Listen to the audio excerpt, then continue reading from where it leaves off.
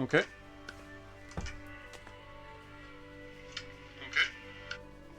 Right. I can't remember where we were. We were in Crimson Forest, looking for Mac, I believe his name is. Cook joined the party.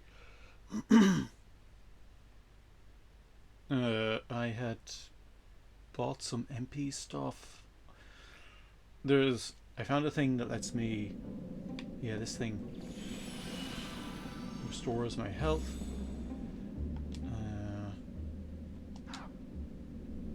So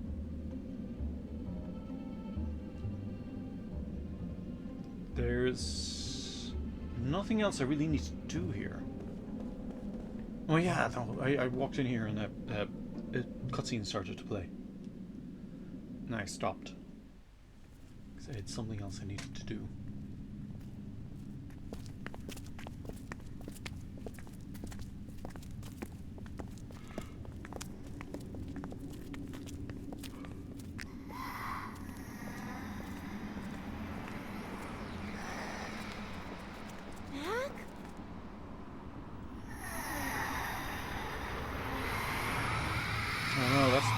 I'm sure that's perfectly normal.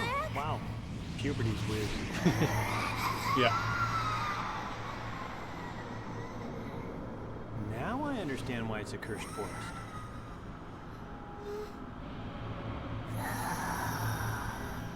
Mac! Wait. But he's calling me! Mac is possessed by the forest. If you get too close, you might end up cursed also. I have to save him. No! Bad idea! Mac!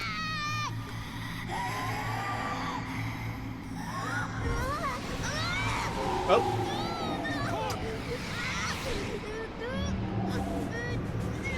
What do I want to say? I told you so. Bad idea! I just told you that! Just do this! Is anyone listening to me? Right, so is Cook no longer in my party?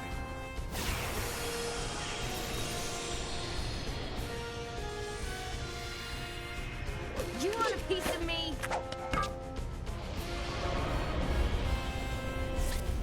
Alright. Obsidian tentacles.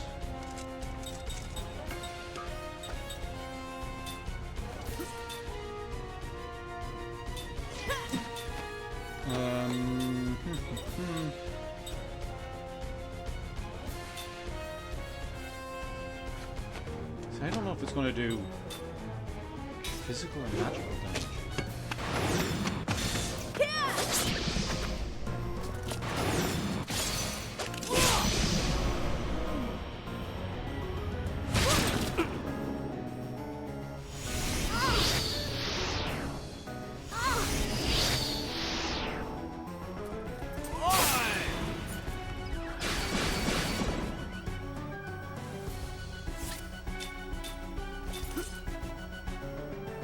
Wait, no. Which one are we? Yeah, let's go for C. I think that's the one that's holding Cook.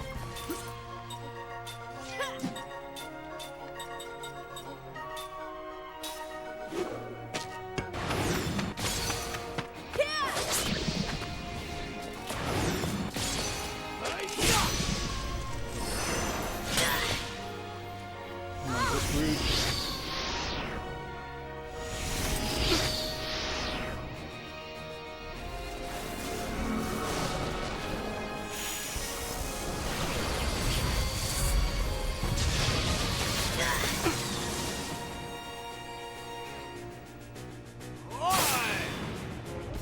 Yeah. Good timing. Good timing, Johnson.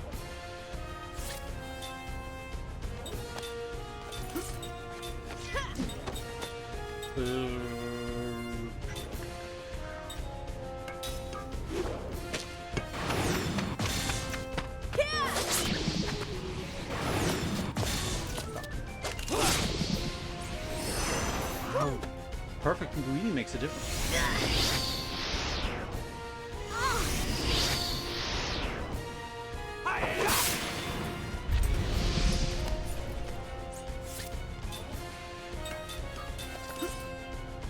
You're doing no damage, really, so might as well.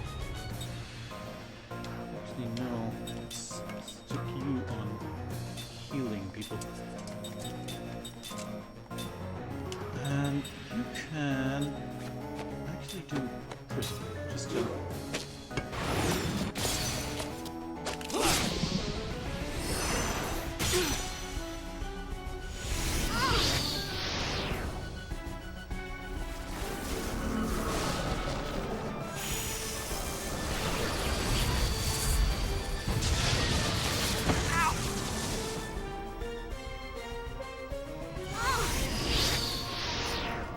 Am I trying to rescue her before her health runs out?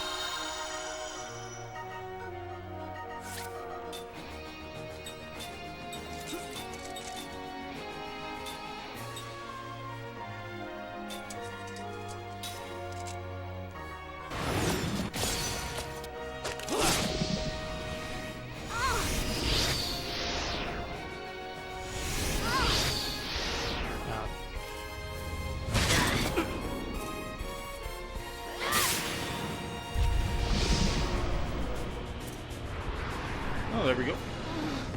Cook!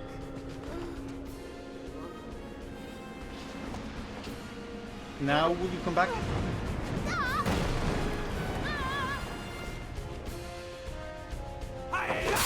Ah.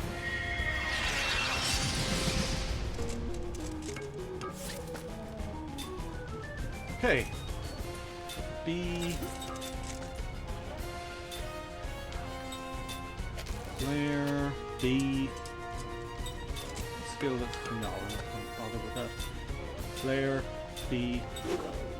And you can. Well, you can heal yourself.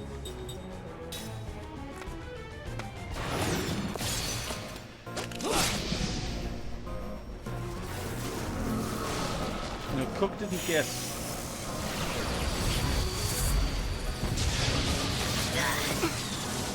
Okay, no.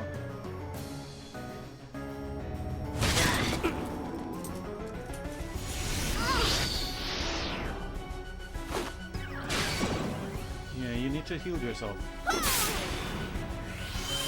There you go. Not bad.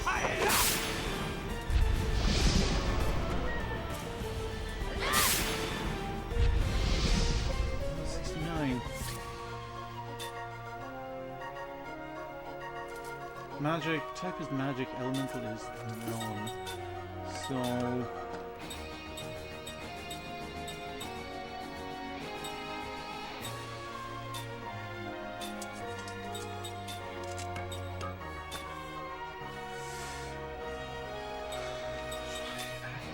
see what happens. You have skills.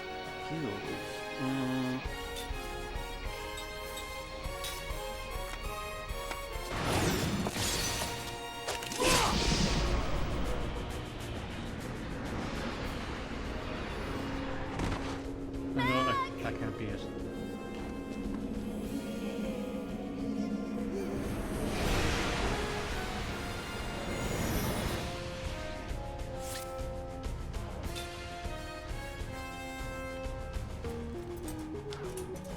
Right, are we attacking him?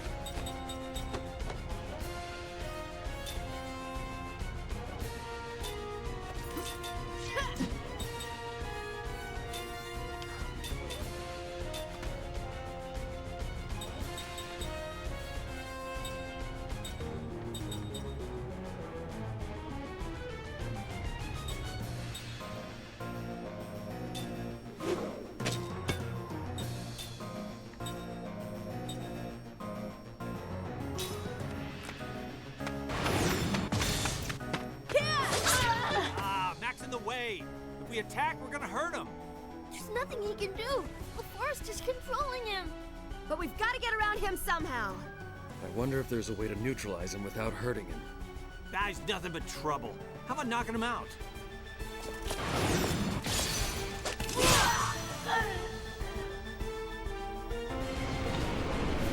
Is that knocked him out? Look. Or have I killed him?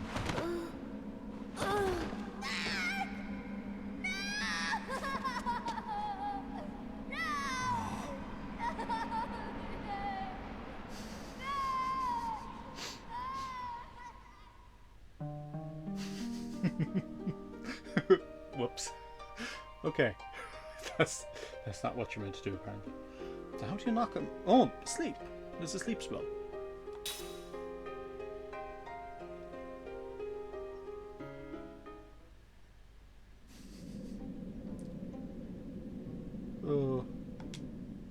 How?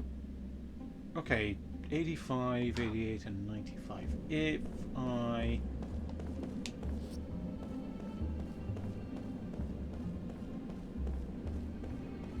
just get into a fight, how much XP do I get? What? Okay.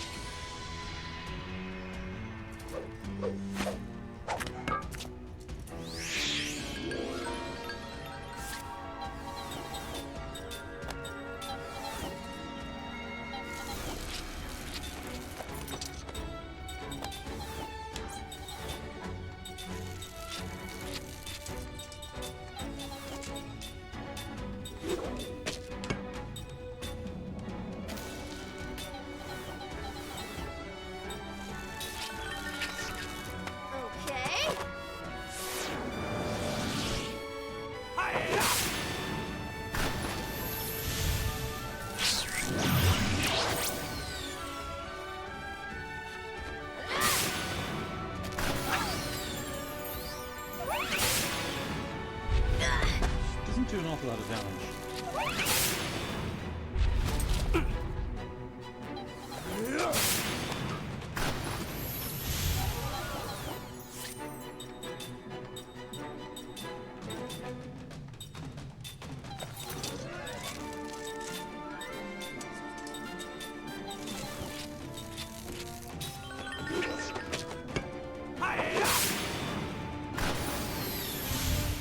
Alright.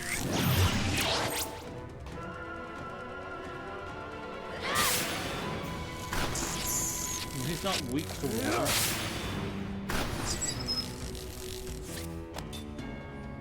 He's weak to wind.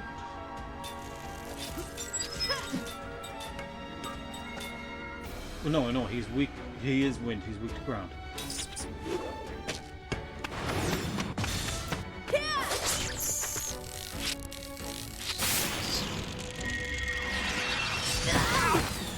Ow.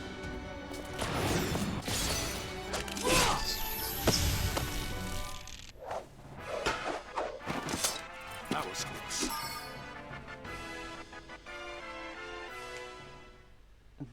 Right, so they only got 6 XP for that. If I fight this guy,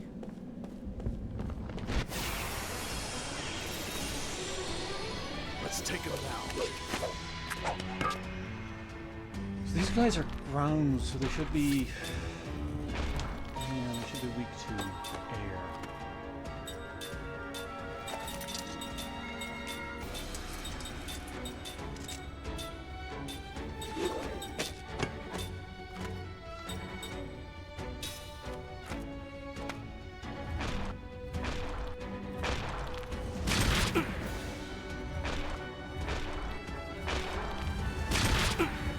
Okay.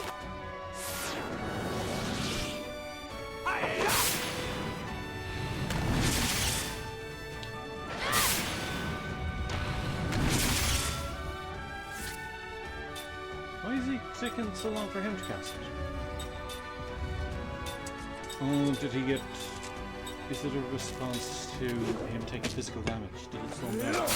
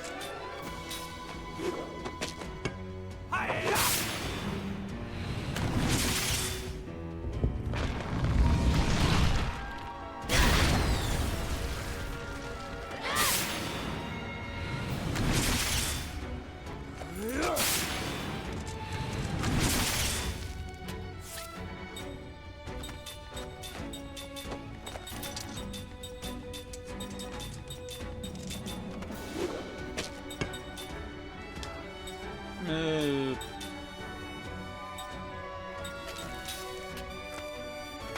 Okay. Pointless, I'm gonna heal off afterwards anyway. Jansen's attack might kill it. Yeah. Alright, so I did it. 2. I got 2 experience.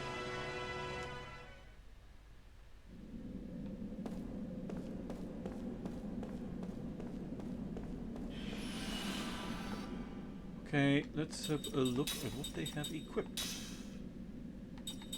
Increases magical and physical defense during critical HP status. That's fine. Recovers MP when defend is used.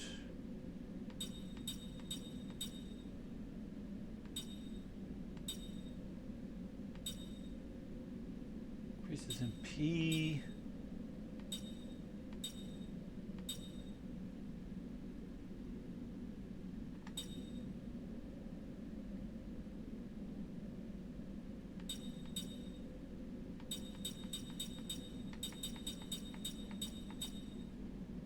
Does he need...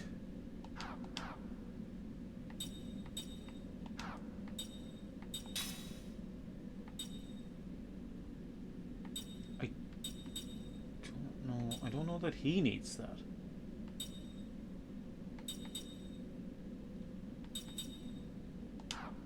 Can Cook learn black magic? Can... Like, Jansen apparently can learn black and white magic, but she's only using... I can't remember how any of this works, to be honest with you.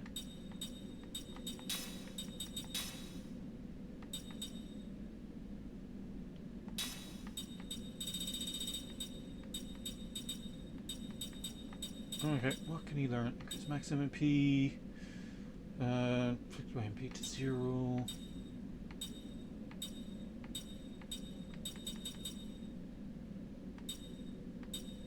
I'll give you that.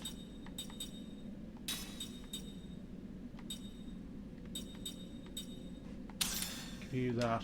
You can learn something.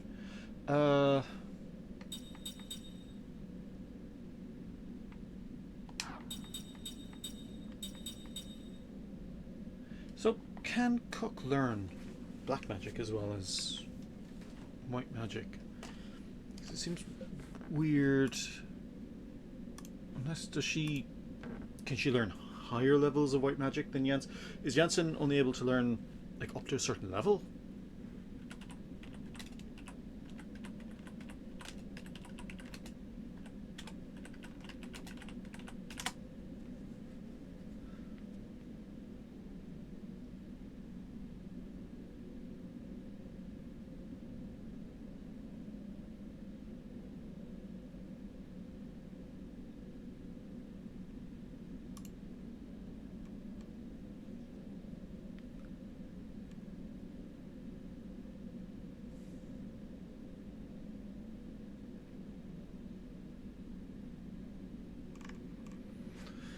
Okay.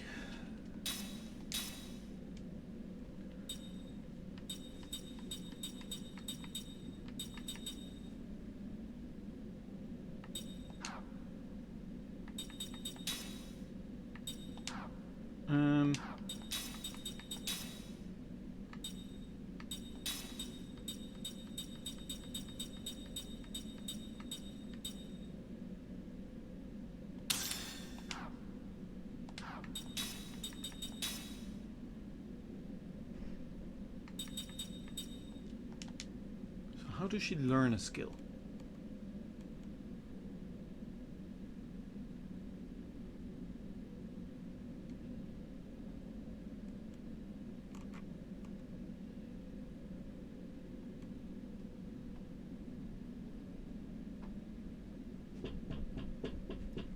Hold on a moment.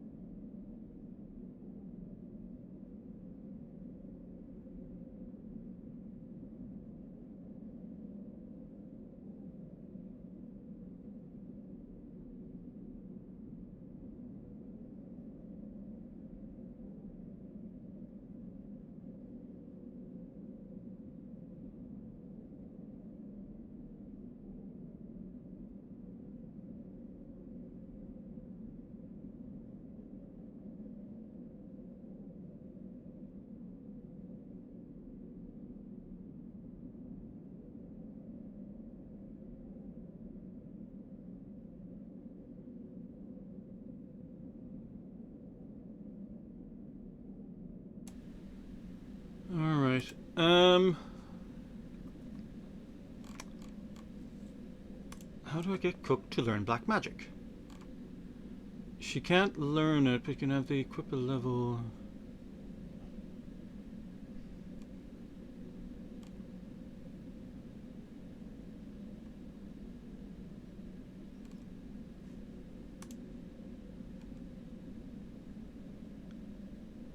Yeah, what are their usefulness? Like, if Jansen uses black and white magic already, Cook's got like, yeah, she has these abilities, but they're bloody expensive.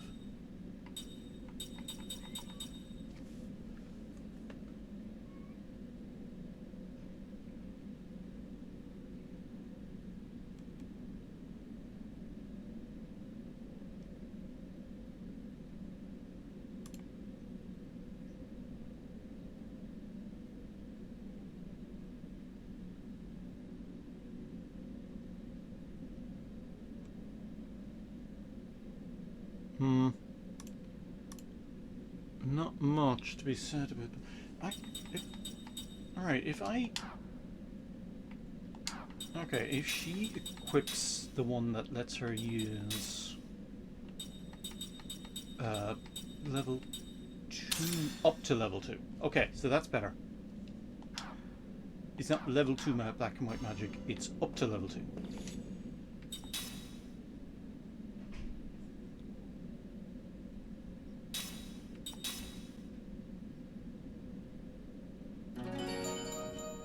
I'm going to assume that level 20 is the level they want everyone to be at for this particular area.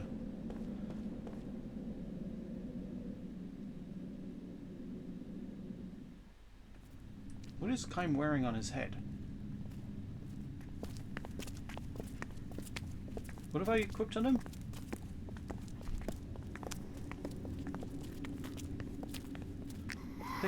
Are those cat ears?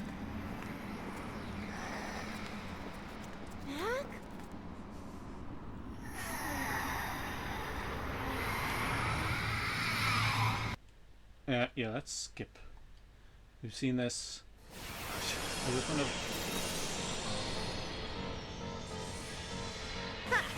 Not too smart, eh?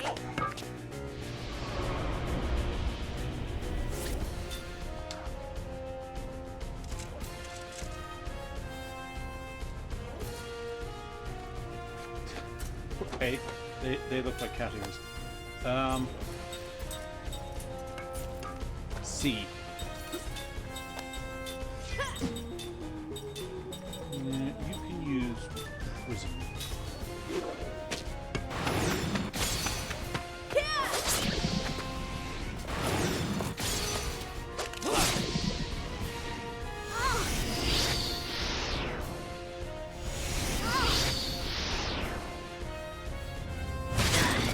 Oh, I forgot.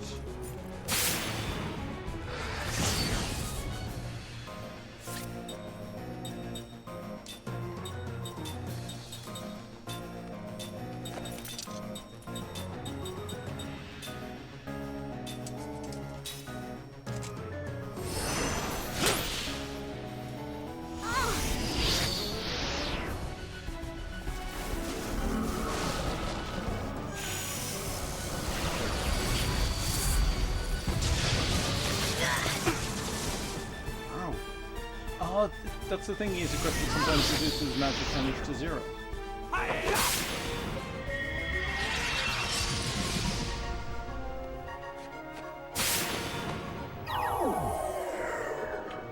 Yeah, that's what I need. Oh no, did he? Oh. I got confused about which one I had chosen them to...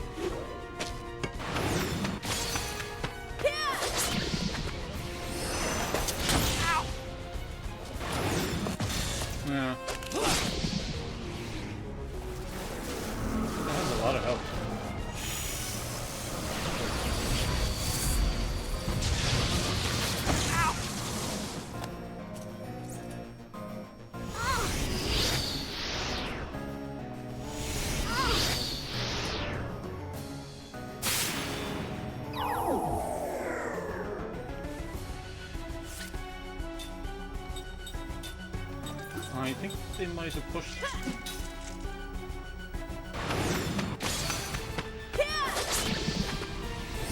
How much health does this thing have? Oh, that was a good hit. Jesus Christ.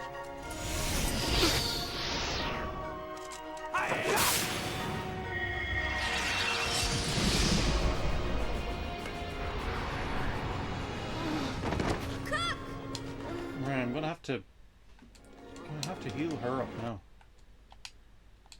Can I skip this? No?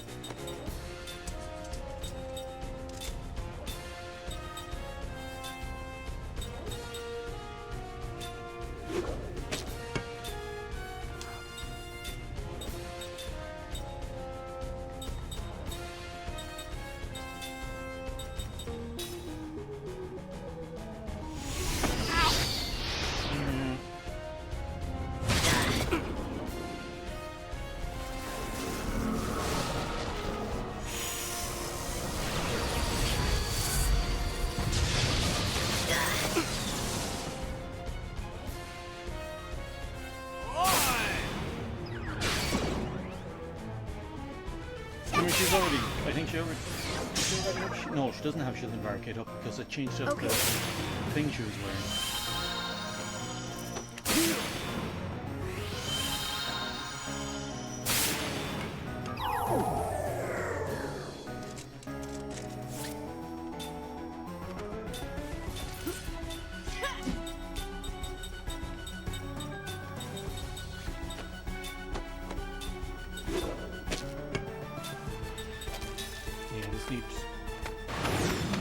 I need really chances to attack faster.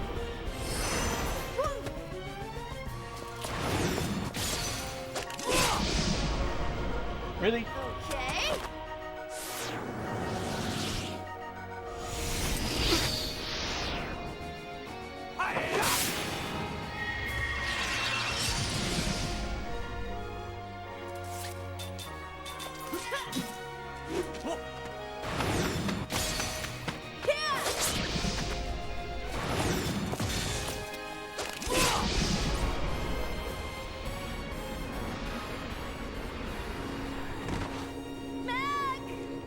Okay. Skip this one? No, I can't.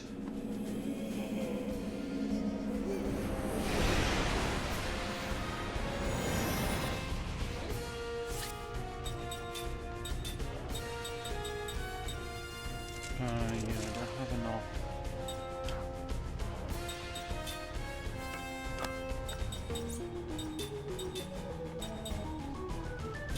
Put him to sleep.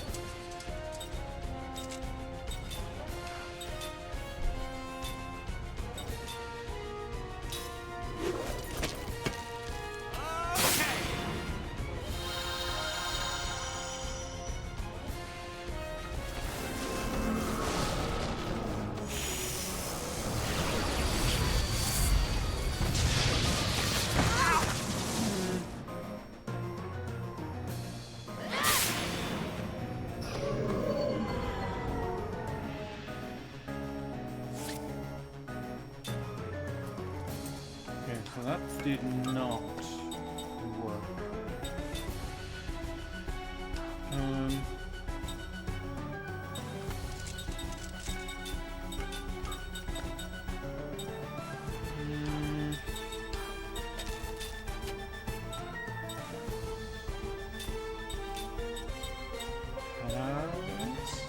Seal? Paralyze.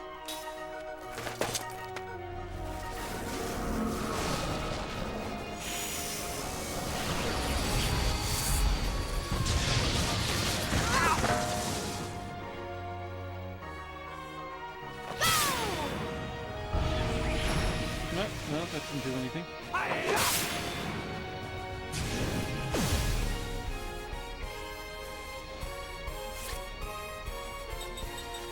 Maybe they have to hit him once in order to, how did you get the idea to do something?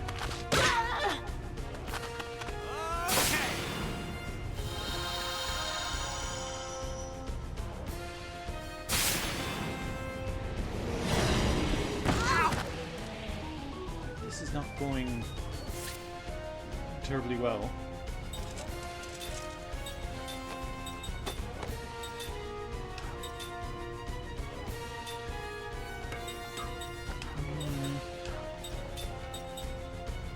Try sleep again.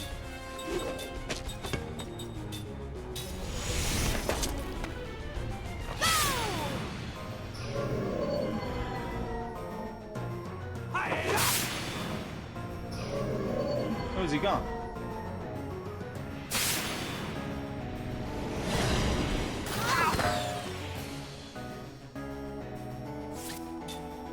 Aha!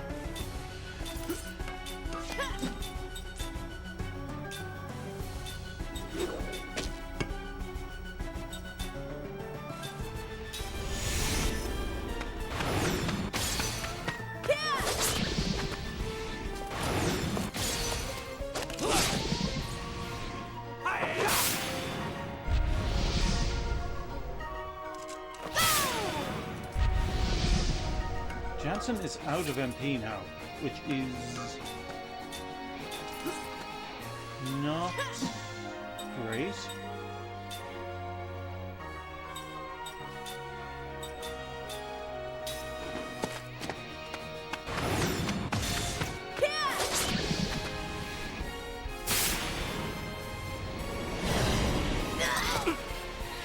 History.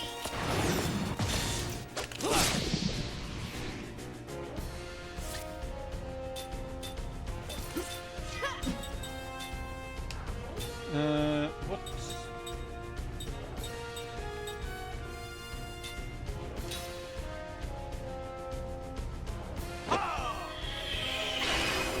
I'm back.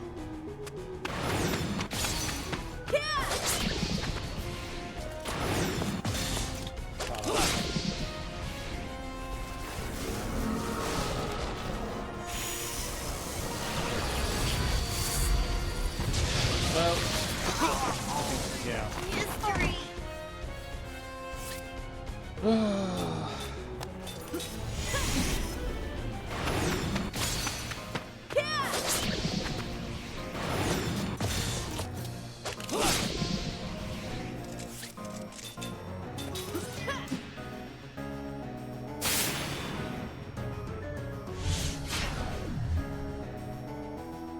What does that do?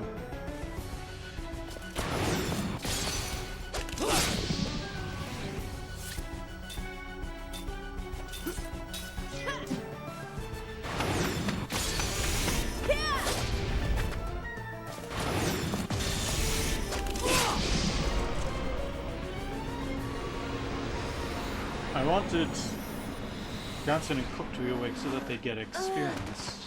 They might not get any. Of course, there might not be a lot to get. There might be none to get. Boss fights might not give you XP. I don't know. Mac! Mac! Cook!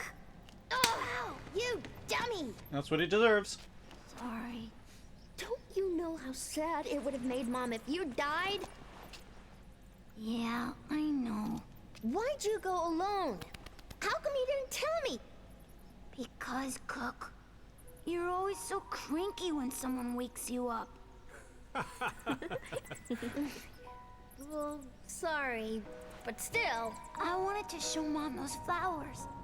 I thought if I came here, I could meet her. I wanted to talk to her. You can't do that. Mom's dead.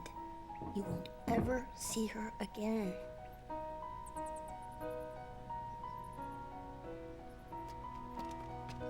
Tell me, Kyle, when someone dies, what happens to their soul? Do you know?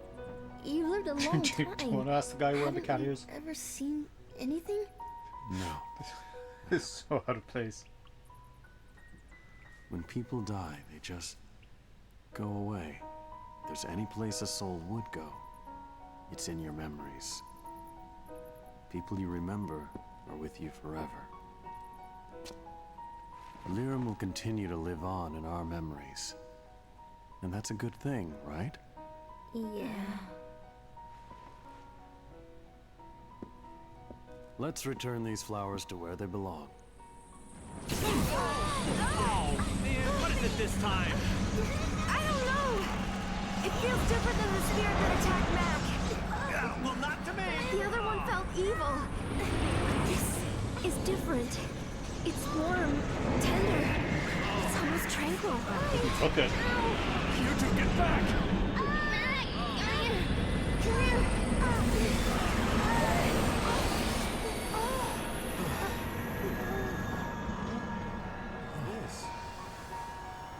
What?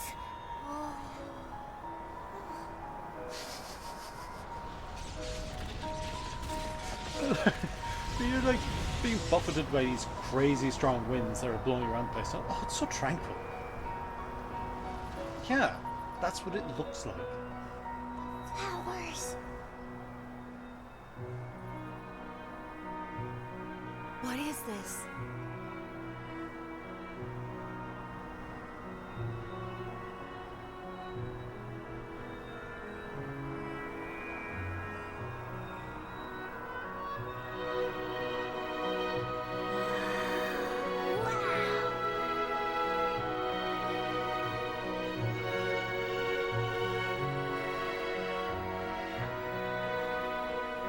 Incredible. It's a miracle. This is a miracle. It's Mom.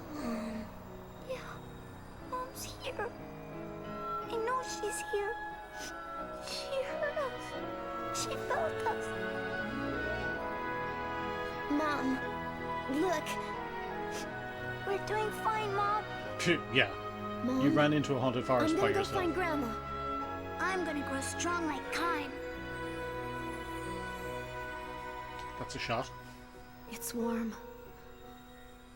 The warmth of her soul. Lyrum's brought us a miracle, Kine. She's got a crazy long neck. Miracle. Always keep you in our thoughts, Lyra.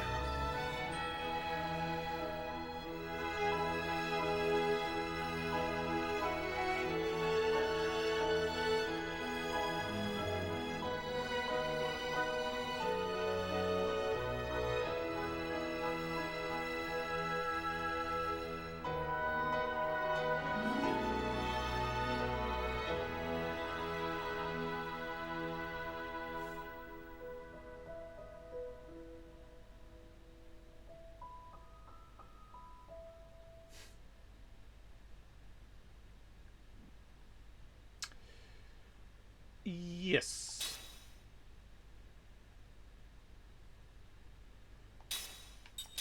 Okay. Now, this is awkward. Because I can't remember where I left the game case. Right. Okay, hold on. Just be a moment.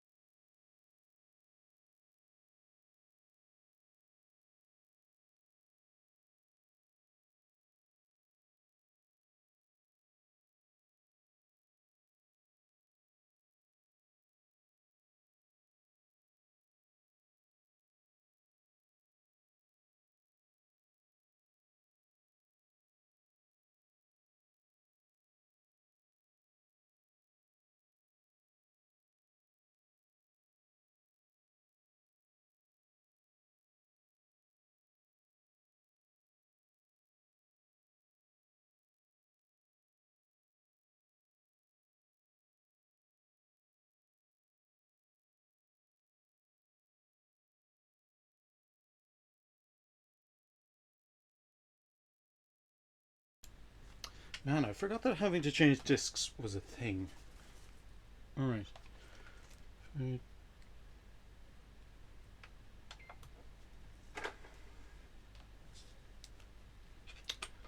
No.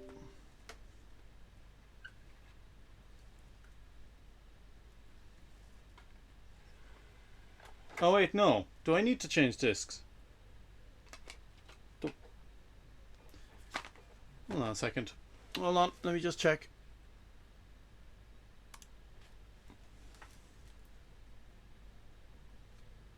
Do I actually need to change discs? Because this is...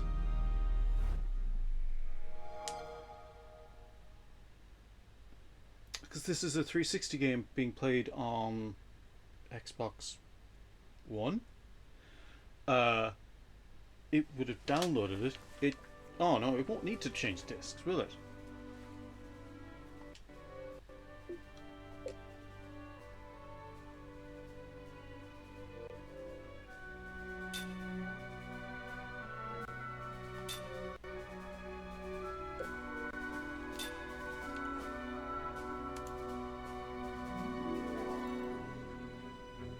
Alright.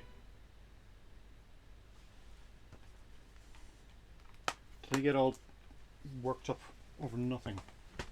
Oop, almost fell.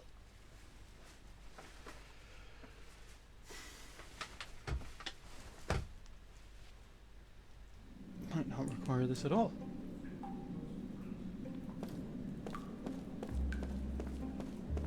Look at that.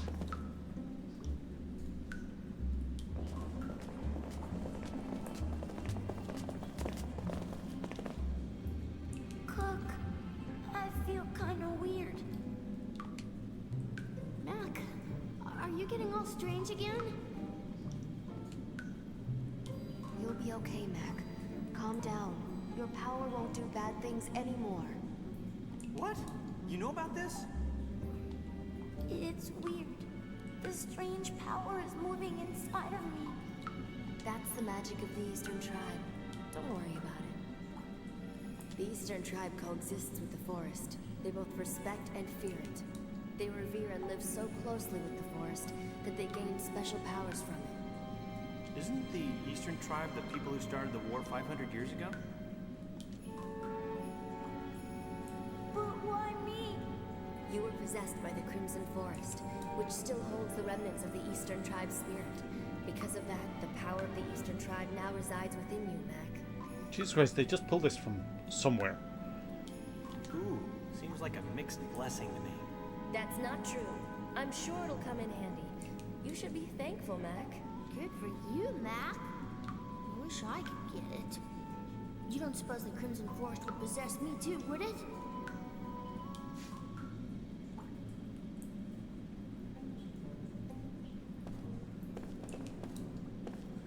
So...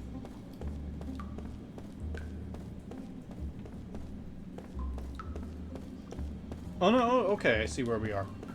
This is...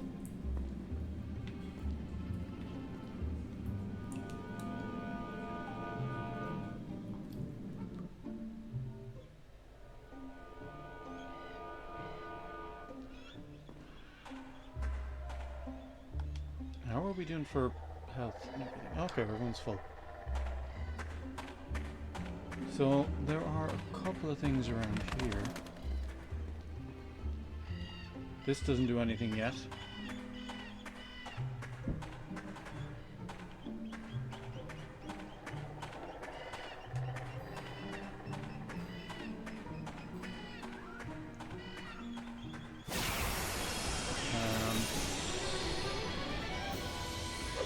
Better say your prayers.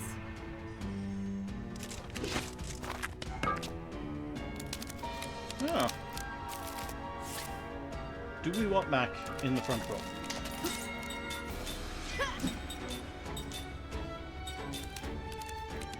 Oh, their element type is wind, so we walk around.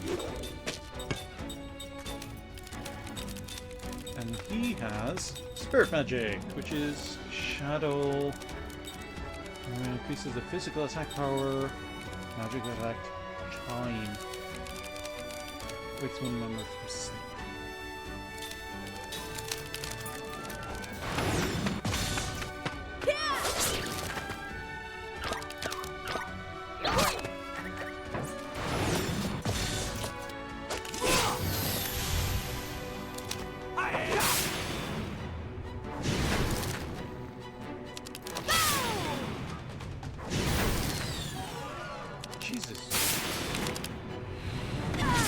it was doing a little bit more damage. Oh, of course.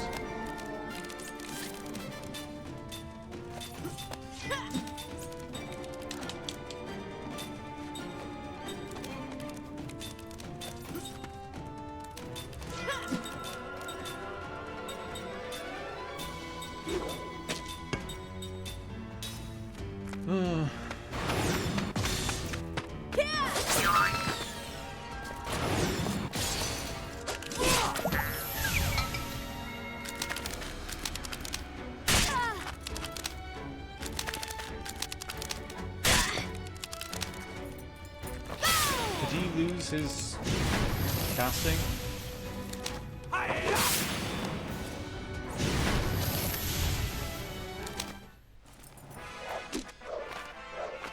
That wasn't very fun.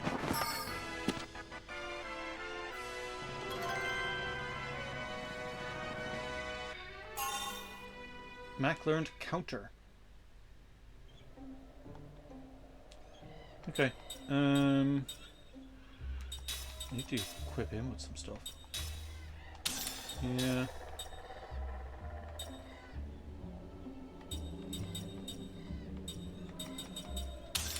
Give you that. And formation. Yeah.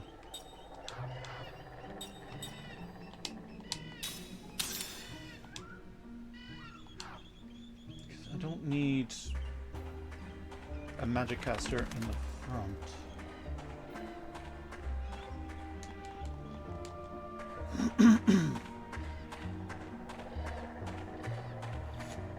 So we're heading back to the house, I think.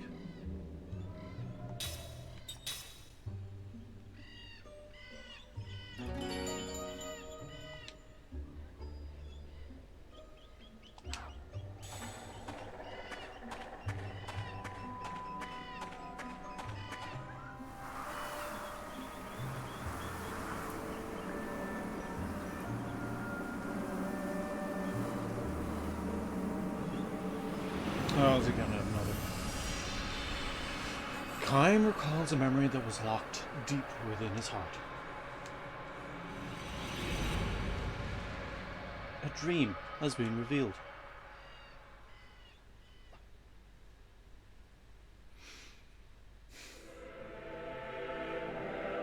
This happened a long, long time ago, on a small island which has since perished. They had an odd custom. They mourned their dead with song, with elegies. Elegy Island. The songs would play without ceasing from the last moments before death through the funeral to the burial. Elegies would be sung for many purposes: to ease the grief of the family, to recall the legacy of the deceased, to appease the soul of one who died under stressful circumstances, to celebrate one person's having lived to a ripe old age, or to evoke anger at another's pointless death. There were no fixed melodies or lyrics. Apparently the songs were sung without lyrics at all. No documents have survived, so all we can do is assemble oral histories, says the archaeologist as she views the island from the deck of the ship. The people of that island country had no writing system, which means they had no way to leave behind signs or evidence of their lives. I wish we could at least interview a few survivors, but there weren't any. Every single person was killed. The research team's archaeologist is a young woman in her 20s. Her country is the one that destroyed the island. It happened while her ancestors, 7 generations back, were still young people. I hate to badmouth my own country, she says with a shrug, but they really didn't have to go that far. That far is no exaggeration. Her country prided itself on its overwhelming military force. For to gain mastery over the tiny island would have been as simple as twisting an infant's arm. But our country believed in oppressing its neighbours with force. The leaders were thinking more of those neighbours than of the island itself when it launched its all-out attack. The island was a mere object lesson. It was scorched from end to end. Every human being on the island, from newborn babies to elders on the verge of death, was killed without mercy. It's odd, though, says the young woman with a grim smile. There are hardly any records left at that time, even in our country. I suppose what they did was so terrible they didn't want their descendants to know about it. A remark prompts some older scholars on board to clear their throats, at the sound of which she snaps her mouth shut. Sorry, she whispers. You're not much older than I am. You probably don't want to hear about all this old stuff anyway. I do, though. What interest can a sailor like you have in these boring academic matters? Kime only shakes his head in silence. Suddenly things become very busy on deck. The boat is approaching the island and has entered a stretch of intricate channels where the skills of the crew will be tested. There's a way to pronounce that. That's like bosun. Yeah, the bosun calls Kime. Oh, I'm sorry, the one says. I shouldn't be monopolizing your time. You've got work to do. Even as she apologizes, the talkative young archaeologist asks Kime, do you mind if I ask you one last question? Please, ask away, he replies, stopping in his tracks. She looks around to make sure no one is listening and whispers, I'm sure this is your first time taking a research team over. Mm-hmm. And your first time going to the island? Well, yes. So you probably don't know about some of the bad stories they tell about this place. That some scholars who go there fall under a curse, like they get sick while doing their research on the island, or they become mentally unstable after they get home. I've heard some even kill themselves. You mean a long time ago, right? Right, this is the first research trip in 50 years. Up to then, every time they sent out a team, one or two of the members would suffer the curse. This is why they put a stop to them after all these years, so I'm a little scared myself. She sends a mock shudder through her body. So I just thought I'd ask if you could teach me some magic spell for getting back safely. Kime looks straight at her, not merely taking in her appearance, but searching for the person deep inside. You'll be fine, he says. You think so? I'm pretty sure you'll be okay. She looks at him questioningly. If you hear singing, though, he adds, hum along with it. What do you mean? She asks, her expression increasingly uneasy, but Kime says nothing more. Get over here now, mister, the bosun shouts at Kime, who heads for his station. He did tell the woman one white lie, though. This is not his first time coming to the island. He has been here many times before. His first trip happened a long, long time ago. As the archaeologist said, the island's elegies had no fixed melody or lyrics. They were all sung extemporaneously and never repeated. 100 deaths required 100 elegies.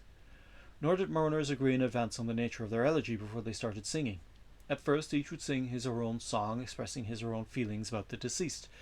Eventually, the jumble of songs would come together into a single melody without any one singer taking the lead. In the culture of this island that had no writing, there was, of course, no musical notation. There were no instruments for accompaniment either. Each mourner, in grieving for the loved one, would give voice to hopes for a peaceful last journey, and a song would emerge. Kime's travels first brought him here when the island was at peace, which is to say, centuries ago. He happened to arrive just after the death of a village elder. For 3 days and nights an elegy was sung around the clock. The island people's song, which shook the darkness and reverberated all across the clear blue daytime sky, left its mark with a certain ennobling comfort in the breast of Kime, a man for whom fate had decreed that no one would ever sing an elegy. To think that such an island had been burned to the ground. The people fled in all directions at once and were murdered one at a time. It was an absolute bloodbath. Kime knows about the atrocities that accompanied the butchery, things that were not handed down to the generation of the young archaeologist. Had it wished to, the woman's country could have taken control of the island in a single night, but instead it used its military power to chase down each of the island's inhabitants over a period of several days, as if carefully filling in the blank spaces in a colouring book. The island became enveloped in elegies. At first, while the living still outnumbered the dead, voices in elegiac song all but shook the island with their volume. As the days went by, however, and the dead came to outnumber the living, the sobbing voices in song grew ever fainter. When the battle reached its final phase, the few remaining islanders who had been cornered in the island's northern tip fled into a large cave. They resigned themselves to death. All that was left for them to do was pray that they might be allowed to die with some degree of peace. But even this small measure of hope they were unable to wring from their attackers. The army of the archaeologist's country went for maximum brutality. They entered the cave with every weapon at their command, and they dragged out and killed one islander per day. Today was an old man. The next day was a young man. The day after that, they tortured to death a young mother with an infant at her breast, and the following day, the infant they tore from her arms was put to death. The elegies resounded without interruption. The singing voices that escaped from the cave invaded the ears of the soldiers who were carrying on the massacre. Those soldiers with kind hearts collapsed one after another, or they went mad and left the front line. Song was the final weapon of the islanders, who had no other means to fight. They went on singing as they struggled against starvation, thirst, and their own fears. The commanding officer of the anti-insurgency force ordered his men to fill in the mouth of the cave. If they buried the people alive, he thought, the singing would no longer be audible. Nevertheless, faint singing continued. It went on day after day. Rainy days, clear days, daytime, nighttime it continued, but no longer without breaks, which gradually increased in length. The singing went beyond being an elegy for a single person and became a song suffused with the sorrow of all the living things on the island. By the time the season ended, the last thin thread of singing died out. The army left the island. Not a single record of these military operations was left. Never again did anyone come to live on the island. The first research team in 50 years is plagued by difficulties. One scholar after another collapses. Almost every day someone is sent out to the vessel anchored offshore, sick. All of the scholars moan with pain, blocking their ears. The situation is exactly what was before the island was sealed off from research. Kime knows exactly what is happening. The ocean breeze sweeping across the island sounds like a song. The branches swaying in the forest sound like a song. The birds in the trees sound like a song. The babbling of a brook sounds like a song. The treading of boots on piled up fallen leaves sounds like a song. The crashing and receding of waves on the shore sounds like a song. The elegy for the island that people sang with every last bit of life they could dredge up from inside themselves now is being sung by the island itself. Please stop, I beg you, please stop, the scholars cry out in their delirium, covering their ears. I don't know what we did. It was our ancestors, not us. The scholars among this hear anger and sorrow in the constantly resounding elegy. What they say is true, it is not their fault. But they have been given no knowledge of what happened on this island so long ago. Sometimes not knowing can be a profound sin. They should prick up their ears and listen all the more. That is what Kime has always done. The elegy being sung by the island is not merely hurling hatred and anger at them. The islanders are not trying to torture members of the younger generation like them who are without sin. Rather than blocking the ears, they should listen. If they do so, the message will reach them, for the island is telling them. You must know the truth. You must know what actually happened on this island so long ago. The investigation ends much earlier than originally planned. Most of the research team have returned to the ship, their health broken, and some of the more seriously ill members have been sent home. It is no longer possible to continue the work. The young archaeologist who spoke to Kime on the way in is one of the few who has persevered to the end. Thanks to you, she says to Kime. As soon as she climbed from the launch into the ship, she saw Kime standing on deck and hurried over to him. She looks haggard, but her fatigue is clearly less physical than mental. Still, her eyes harbour a strong-willed gleam. Did you hear the singing? He asks. I did, she says with a nod, looking back at the receding island. It was so sad. Just as he had thought, she was able to open herself to the sadness. Did you sing along with it? Yes, I did that too. Partly because of what you said to me, but I also found myself humming the same tune quite naturally. Kime nods and smiles at her. This is the first time he has encountered anyone with the heart to hear the island's elegy. This time when I get home, she says, I want to do some more serious research on the war. It's something I have to do. I almost feel like I don't have any choice in the matter. I'm glad to hear that, he says. And I turn up some facts that my country finds inconvenient, but I feel it is absolutely necessary to learn the truth, to know what actually happened. The ship emerges into the open sea. A single white bird flies out from the island as if seeing the ship off on its journey. Tracing a great arc against the blue sky, it releases one high, ringing cry. This is no longer an elegy, it is a song of joy and forgiveness, signalling the dawn of a new age. The end.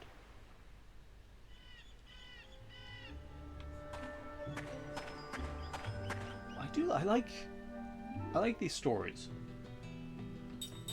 Right, so we're heading back home.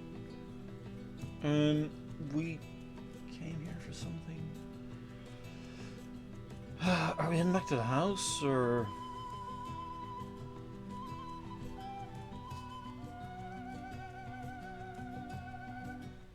Ooh, right. Where are we going?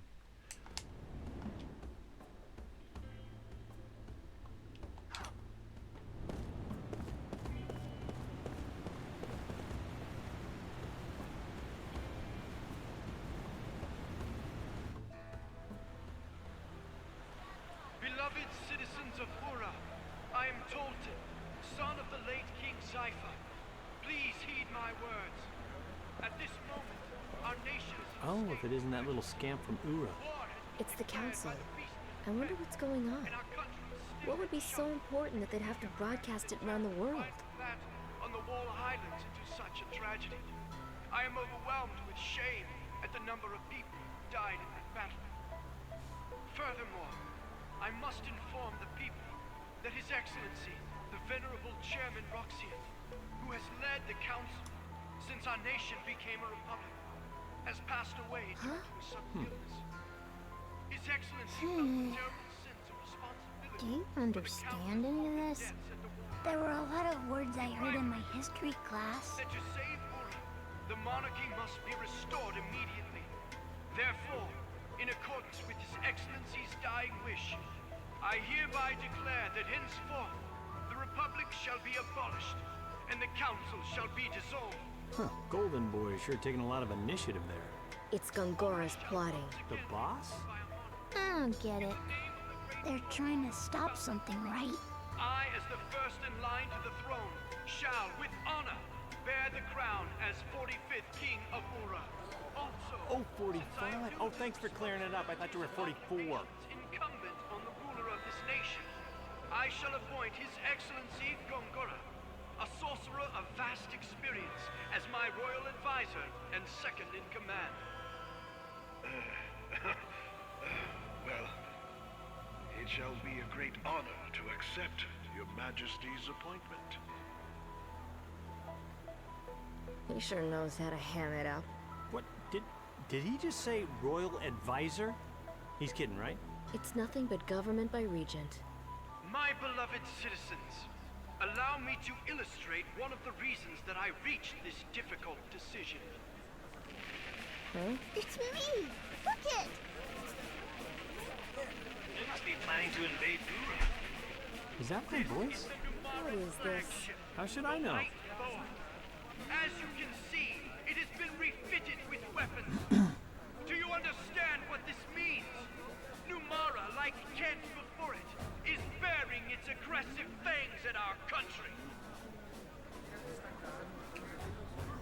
In this time of crisis, our country no longer has a standing army to protect us. Our army was swept up in the devastation at the Wall Highlands. It is in times like these when a king who can lead Ura to victory, like my late father, is indispensable. Jansen, what the hell is this? Explain yourself. I'm telling you, I don't know anything. You've been used. Me? By Gongora? You gotta be kidding me. I was just in it for the money. There, see? He let it slip. Yeah, okay. So now you know. But all he asked me to do is keep an eye on you guys. You gotta believe me. Then what was that black pearl all about? Well, look, that was, well... Kime, that, this guy's bad was, news. We should get rid of him. We need to deal with him before we look for Sarah. Gongora might even be listening in on this conversation. Hey, wait a minute, okay? You don't know the whole story. Let me It just... doesn't matter. Kime? Let him hear us. Let him see us. Let him shudder as we close in on him. His voice sounds familiar. You are creeping me out. Man, you know, he's a handful even after getting his memories back. Where did I put that pearl? Okay, let's...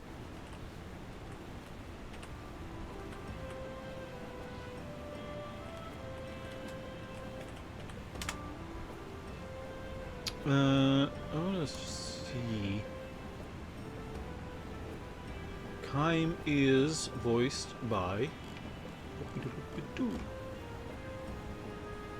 Keith Ferguson. What else has Keith Ferguson done? What I recognize.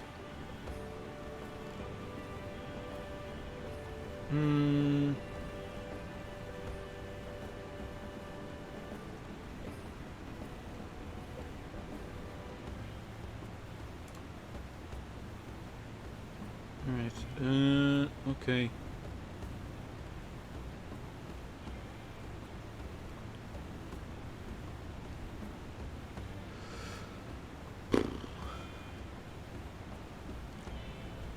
Like, there's a lot here, but very few that I've actually watched. No. No. No.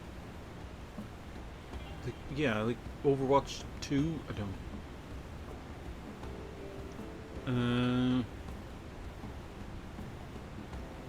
Standfire. What the fuck is Standfire?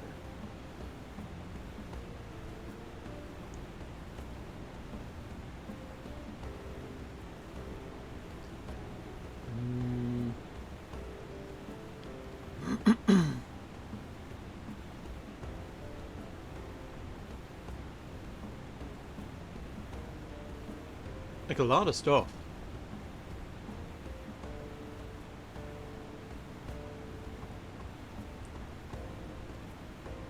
Not a lot of stuff that I've actually...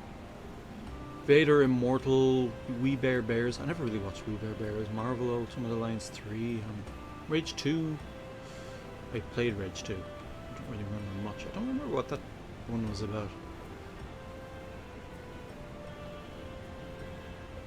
Oh, he was in Batman vs. Teenage Mutant Ninja Turtles. He was Baxter Stockman.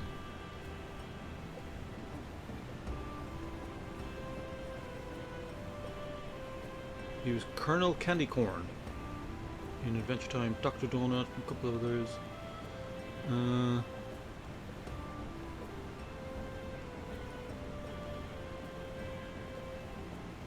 Yeah, I'm still looking at stuff here. Oh, he was Bash von Ronsenberg in Final Fantasy XII. Final Fantasy XII had a cool thing that I really like is the way the audio was recorded. It's not super crisp and clear. It's kind of not like muffly, but like there's this strange quality to it that I really like. I think it's kind of like people who like vinyl over other things because they think it sounds warmer because it's not as crisp, and I get that because what did I play? Full Throttle. If you get Full Throttle now, you get the remastered version, which has the option of the original graphics or updated graphics, or the original audio or updated audio. And I always go with the original audio because I think it just sounds better. The updated audio is too clean. It's lost a lot of the soul that it had.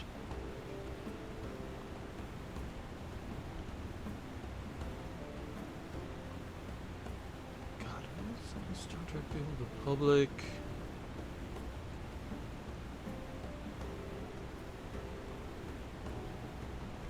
There's a couple of voices in Arkham Knight. Adventure Time. Gravity Falls.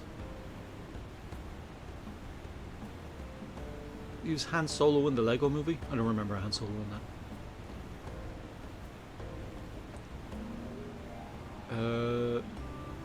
He's the voice of Mr. Sinister in the Deadpool game. We're just kind of going off something now. I'm just reading this stuff.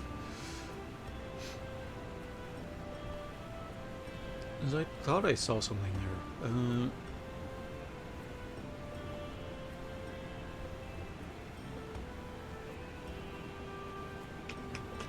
Gotham City Imposters.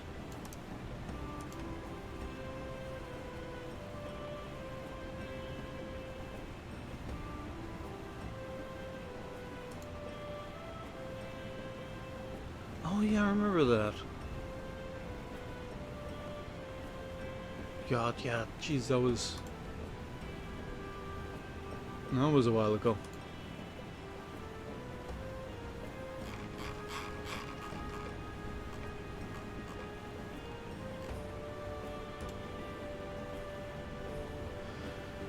I never played Gotham City Imposters.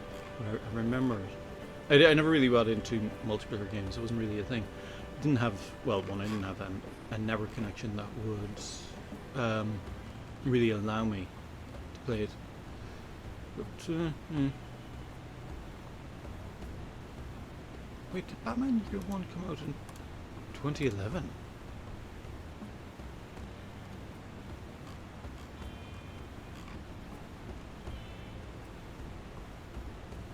That came out 15 years ago? God. Jesus, time flies. That came out the same time as Gears of War 3. Like, I would have put down Batman Year One as coming out like 4 or 5 years ago. And I lose track of time so easily. Wow.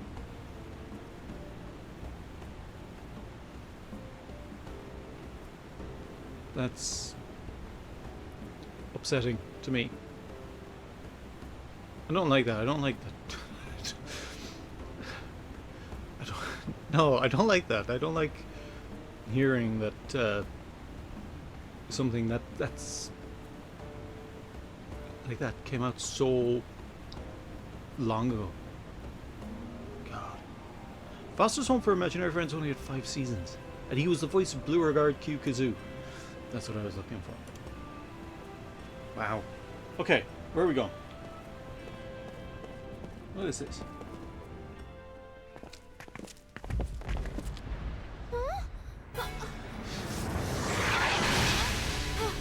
Get down!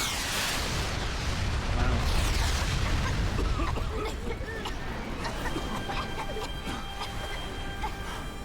You all right? That attack happened quickly. Yeah. Fire!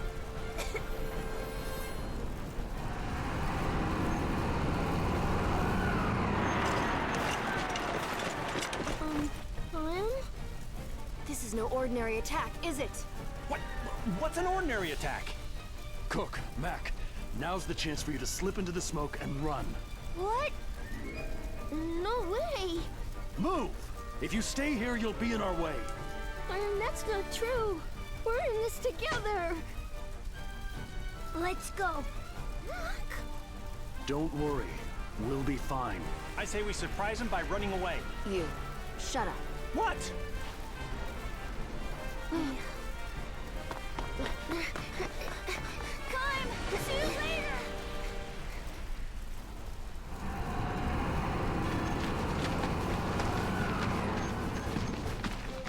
You know, I think they've noticed us. Kime? If we put up a struggle here, we could end up triggering outright war between Ura and Numara. So that means we should do what? Don't move! If you resist, you'll regret it.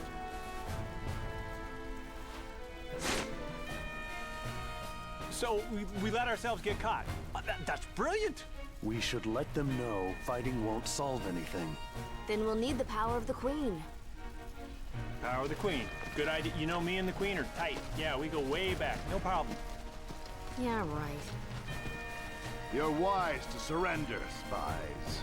We're not spies. We want to speak to the proper authorities.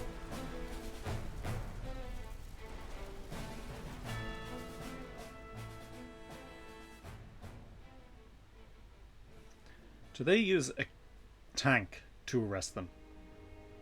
That's insane. I thought it was like an actual invasion. If you're not spies, then what is the meaning of this? What is the meaning of what? For ordinary travelers, you've certainly managed to get involved in some extraordinary events. I apologize for pretending to be something I'm not. I just want you to hear me out. Oh, I'll hear you out. You're going to tell me what Ura is plotting. Well, see, now there's no surprise. They were going to throw your birthday party. Where's the Queen? That's gotta hurt. Who do you think you're talking to? Idiot. Not the Queen. What's that look for?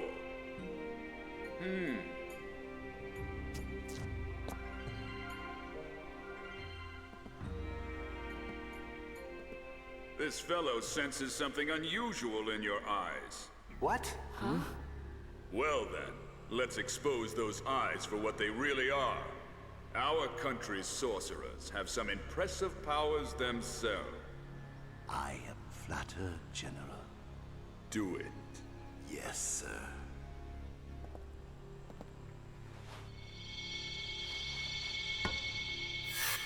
Oh boy! Whoa! Oh! Jansen. Wow, do you see what I'm seeing? Because that's... Are those mine? Those are mine. Ah. They're mine? These are without doubt crystals of magic energy. What this man sees is passed along to another sorcerer through these lenses of light. They are called spy eyes. Alright, They spy allow a eyes. sorcerer to see everything the wearer sees.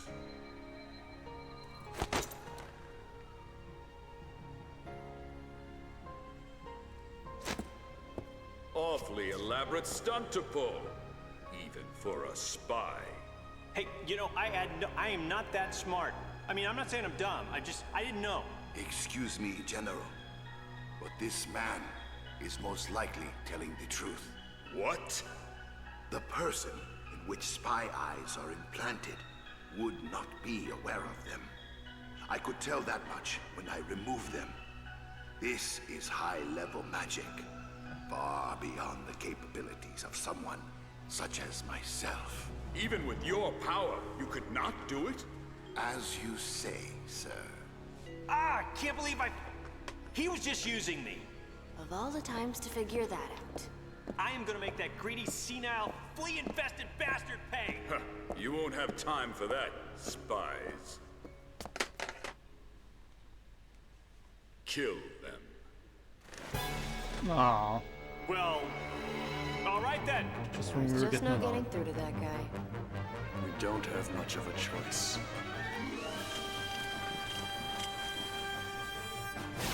Did they forget to disarm us? This does not look good.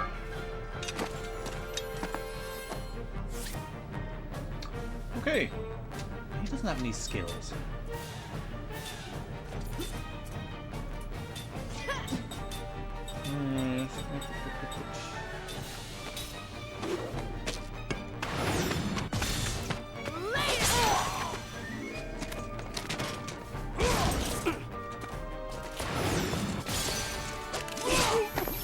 Alright, there we go.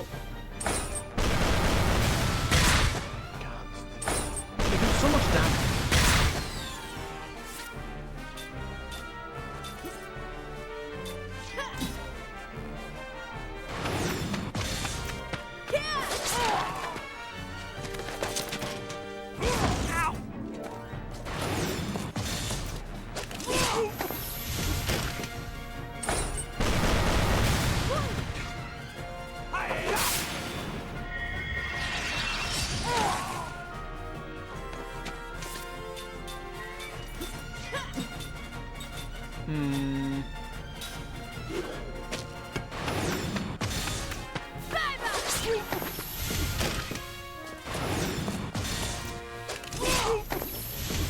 That's 4 down and like 20 more to go. Oh hey, I gotta level up.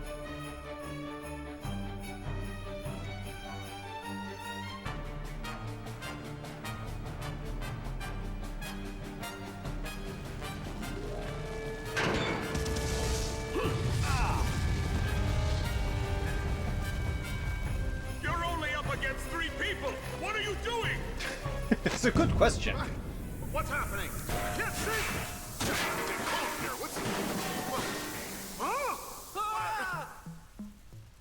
God, those guys are awful skinny.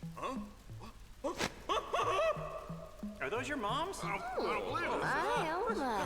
What about you? Just go on! Get out of here! So, Hey, come back here!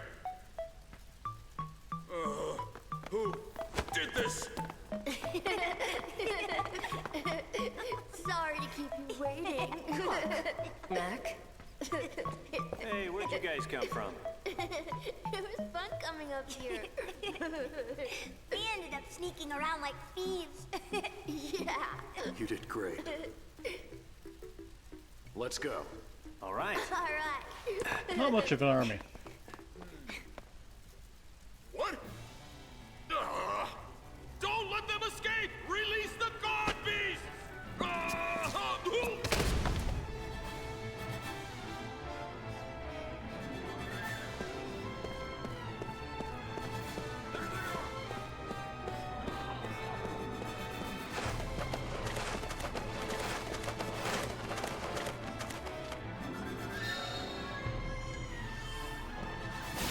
Yeah. Fight me, nerds. What? What? Who? What?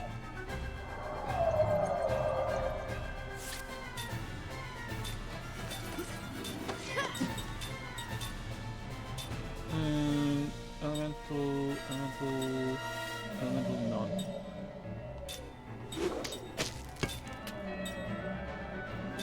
Actually, no, you can heal. You can zap. You have spirit magic.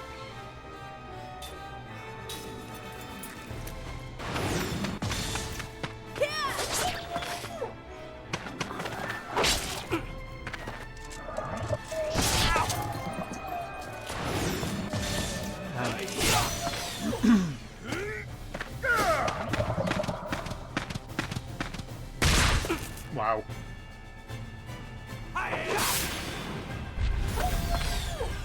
She's got a lot of help.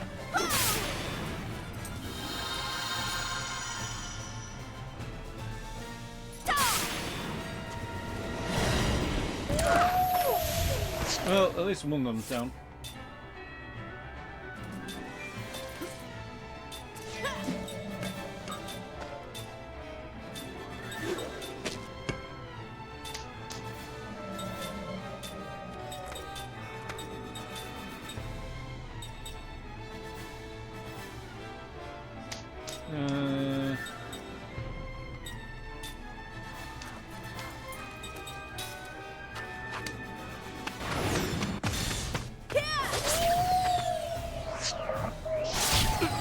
Okay, now he's got something.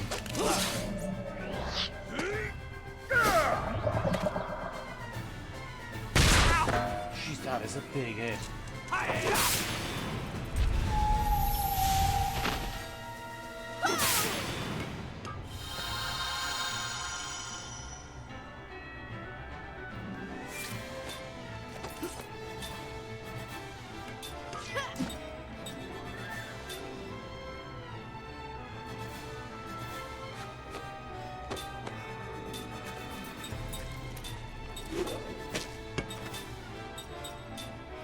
What skills does he have?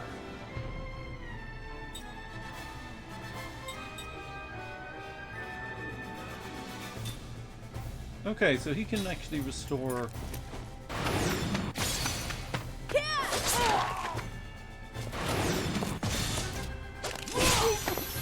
Okay, wasn't needed. So he can restore the guard if you want roll. That was close. And he leveled up. Lucky 0 magic damage. Oh yeah, because the thing is quick.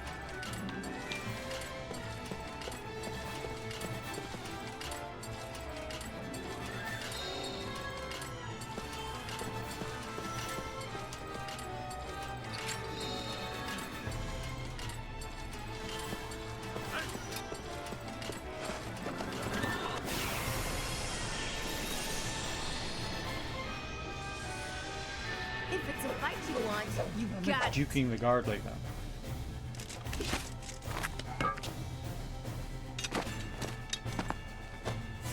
Okay,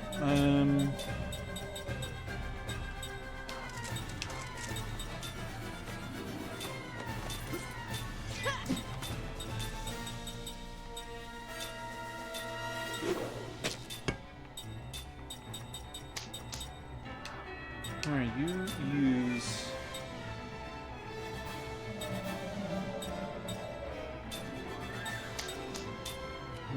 him.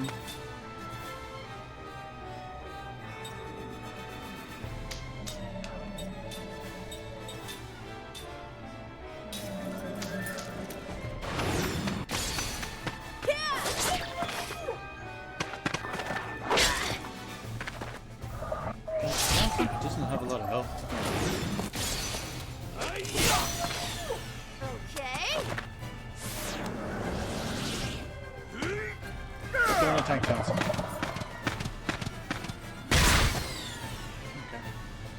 No, that's fine.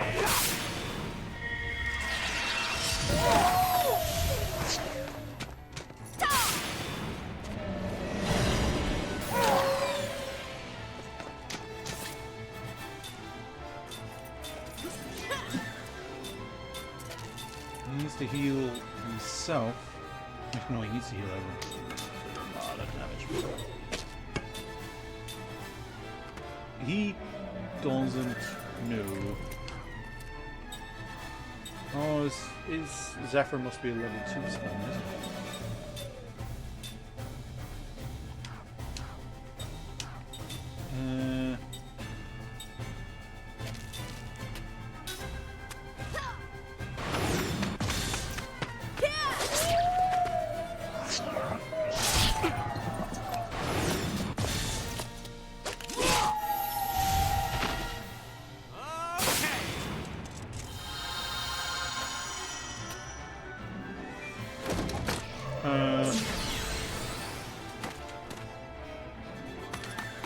Here goes.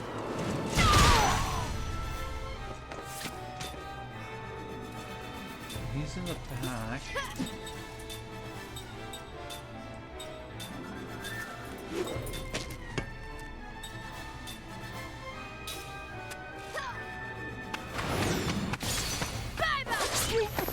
Okay. Leap before you look, I always say. Well, okay.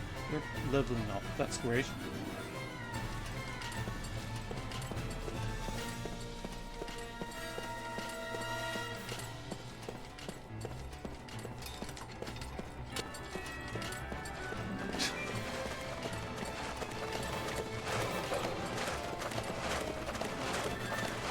Where am I trying to get to?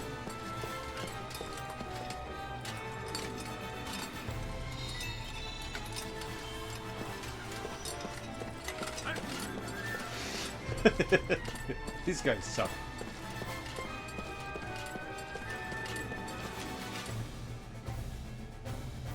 What are you doing? We're going to get caught. So, am I meant to take this lift over here?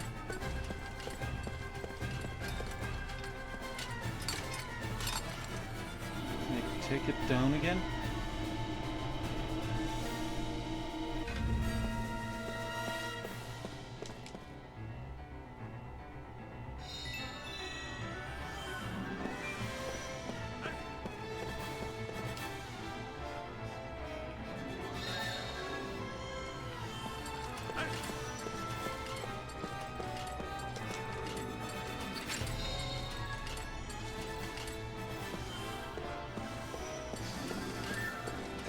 They're like guys who just, they don't really want to do their job.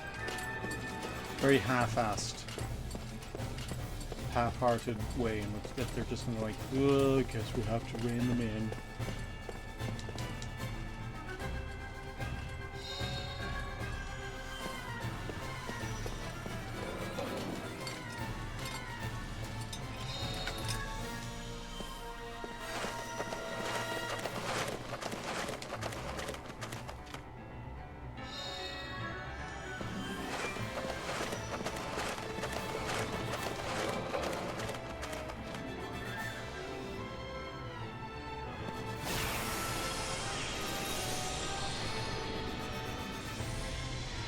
You know, it's tough being so popular. Well, okay.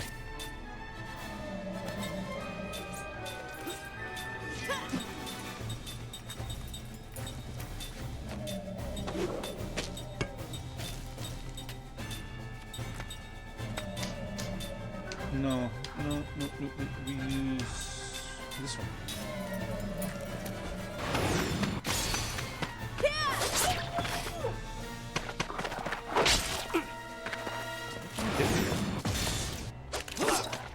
Is it blindness?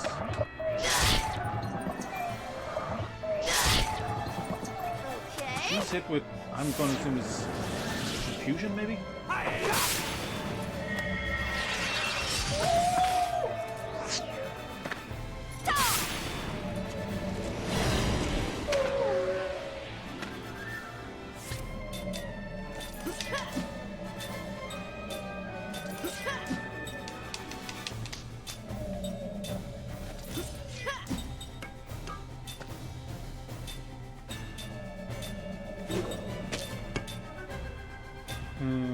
Seth needs a bit more healing than everyone else.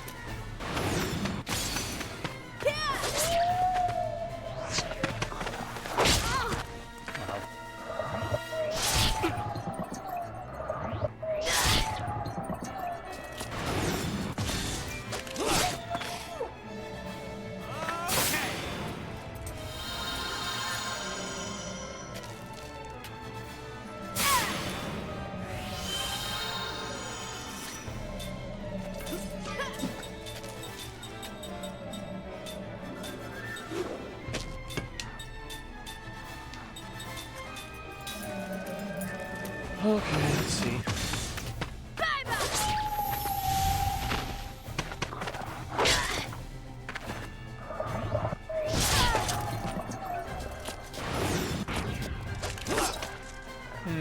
You missed that one.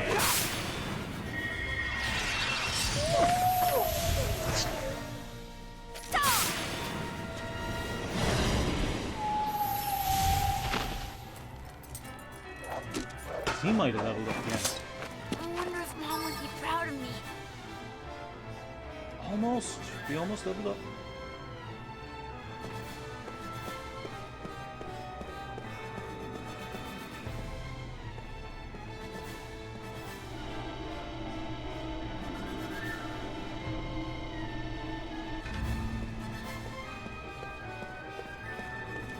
I should start using the slot seeds.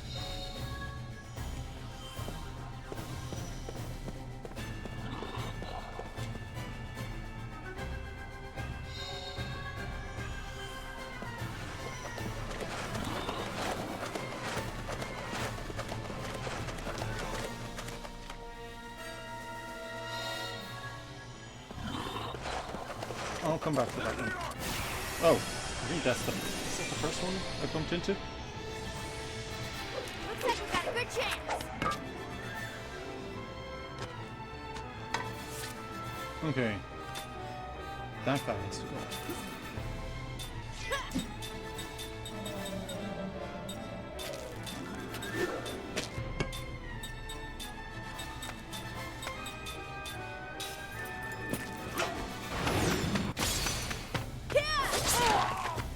Okay.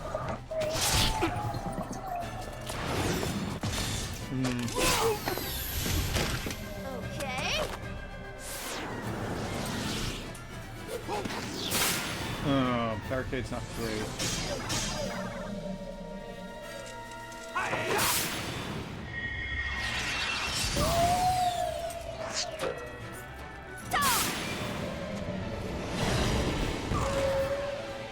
Yeah.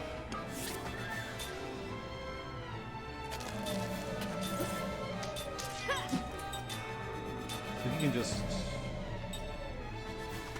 heal Seth. And you can use this. You're in the back row. So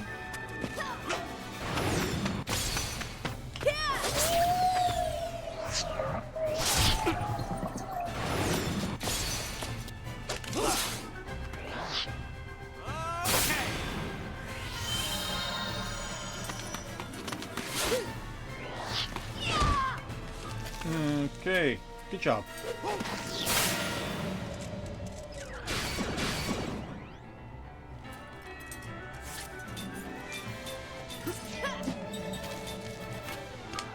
Right, you can just steal whatever this guy's got. You can... yeah, that'll do. Wow.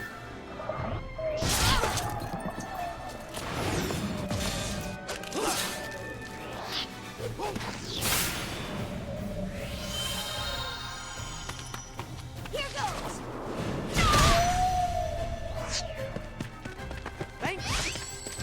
course, he always fails to steal. Like, do those guys act... Does anyone carry anything?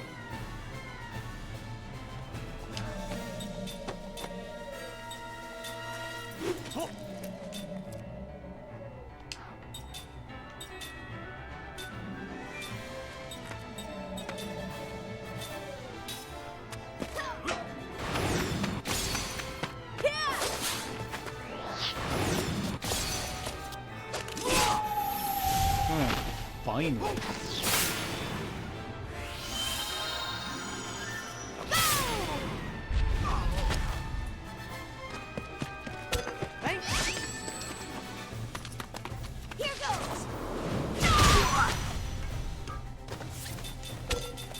Alright, everyone just punch him. Everyone just smack him in the head.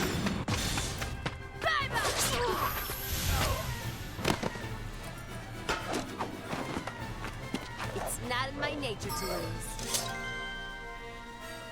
And they all... Seth learned anti-blind and Mac learned level 3 spirit magic. I don't know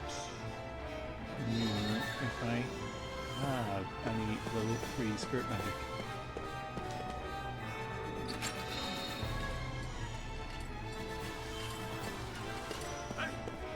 Adept earrings.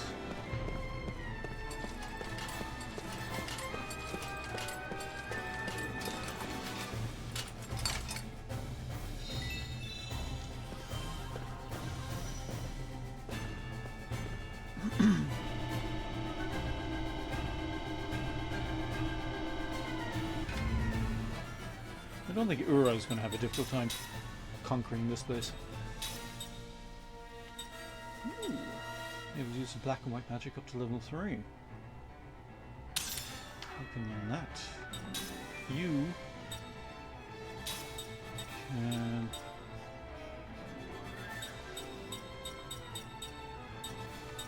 Yeah, learn immunity to poison.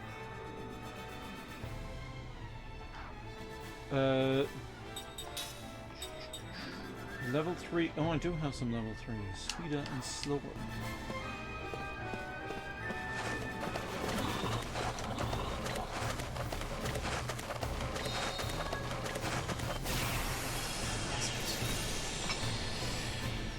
Oh, do not underestimate me.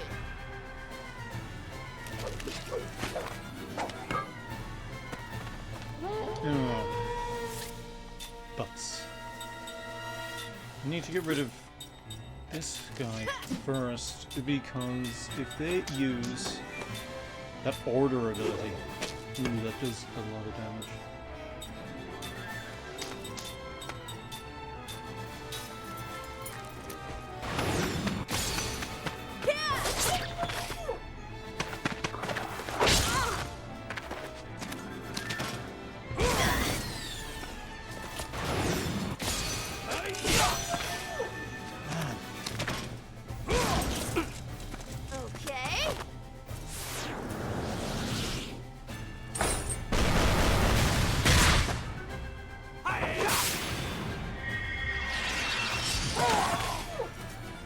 Like, how much health does that thing have? That thing must have almost 1,000 HP.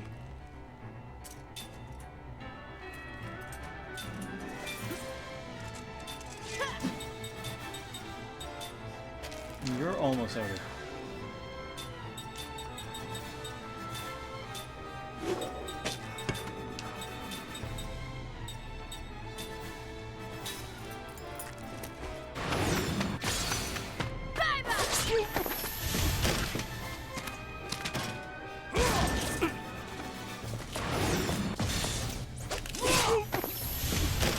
Okay.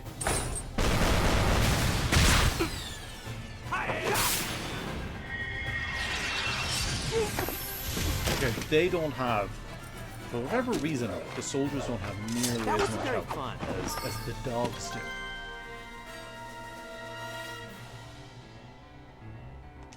Did Jansen learned absorb transfer, which is something.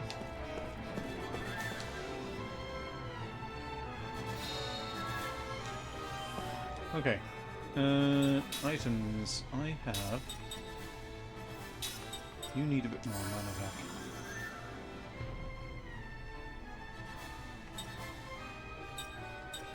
That'll do for the time being. What skill did you get? You got Absorb Transfer, which is allows the user to transfer absorbed HP or MP to a party member in the back row,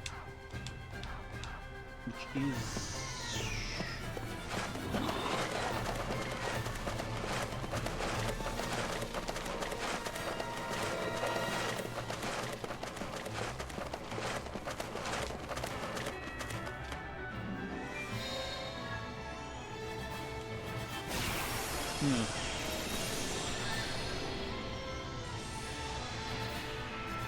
These fights kind of just go on. Got it. If I leveled up a little bit faster, it wouldn't be too bad. Guard beasts have so much.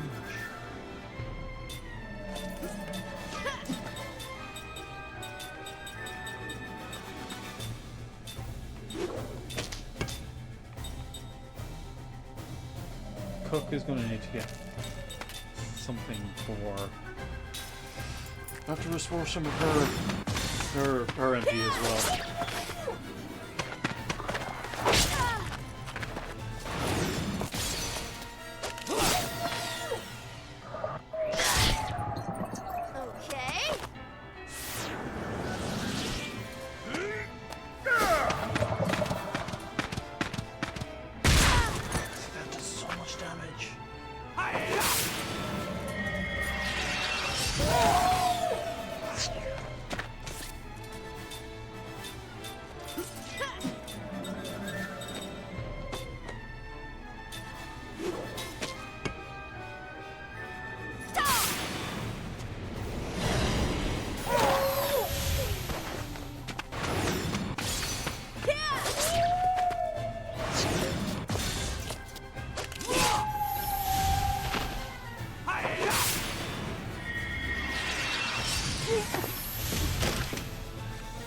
Fair enough.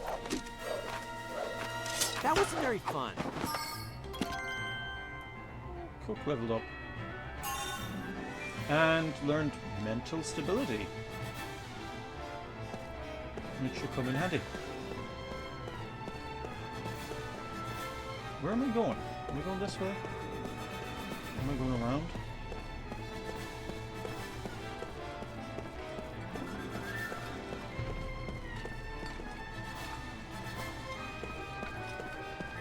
I don't think I can get that way, because it looks like there's something barring the way over there.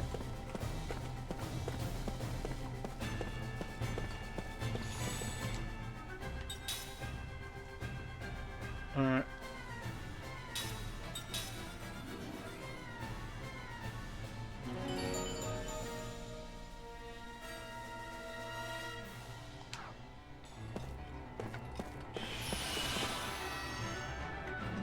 Oh, there's a thing here for restoring your health.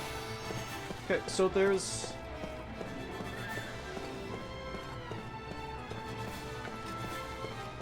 Wait, can I see a gate that was hidden? Very clever.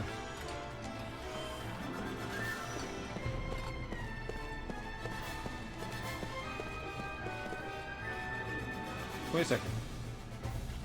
Oh no, I was already over there, wasn't I? I went around there, I went up over there. I went over there, down there, around there, and up over here. Okay, so I've already been over there. I already got that chest.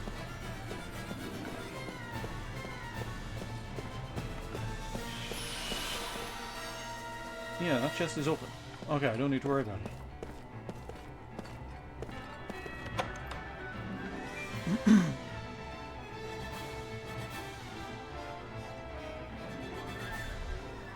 I got a bit confused about like all the ups and downs while I was on like the third level. I didn't realize it was first level and second level, up and down. Whew.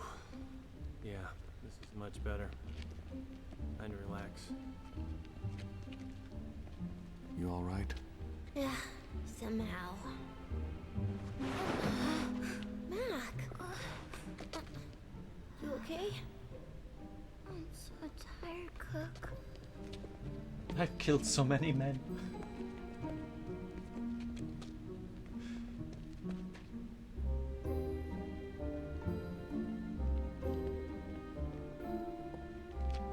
Looks good.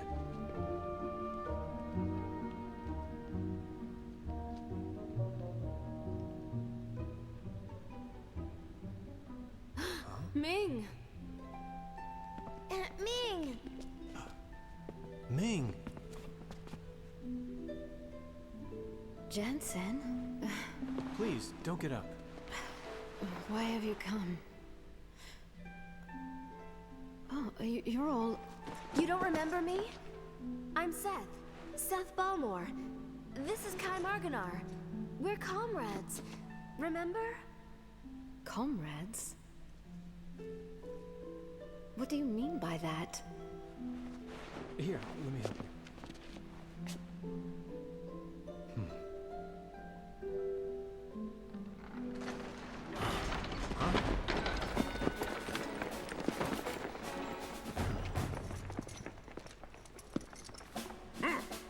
End of the line for you. Your Majesty, I'm terribly sorry for the trouble. It will be over. Just a moment.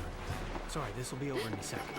You Hey, shouldn't do that. Squeaky! Don't care about the Queen's continued good health, You huh? pop your neck like that, apparently you run the risk of giving yourself a Get out of an the way! aneurysm You do anything funny and the Queen gets it. or a stroke. That's the difference. Figurehead or not, she's still the Queen, Tiny. If anything happens to her, you'll be held responsible. You know better than to try anything, right? I mean, What's you're the difference not between an stupid. aneurysm and a stroke? You're a real thug. You know that, Jansen? There's an exit in the back. Huh? Behind us. Jansen, keep it up. And fall back. Right.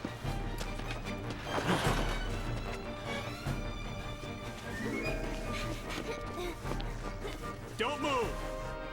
Don't move. Don't you dare move. Come on, kids. How many? Get it? Don't move from that spot. You swine! He needs them to stop.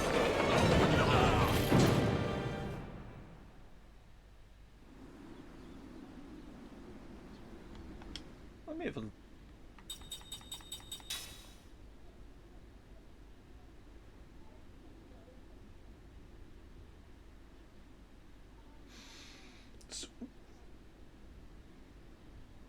I have space for 2 more people. Can I actually have 7 people in my party active? God, that would make fights so much easier. So, like, is Ming going to join me and is Sarah going to join me? Are they going to help me out? Or am I limited to, am I limited to the amount of people I can have active? Excuse me, just kidnapping your Empress.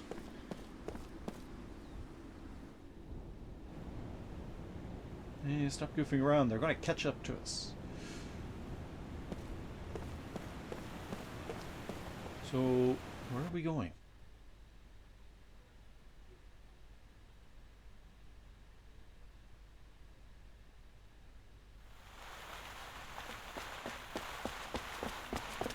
I command you to stop!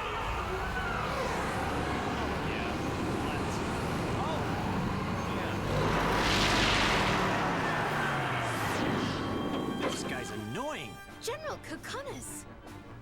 You won't get away this time, because you're all under arrest on suspicion of spying and for abducting Her Majesty the Queen.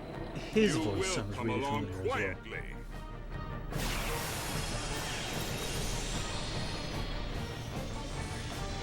He's... Better say your prayers! what's his name? Kikanis.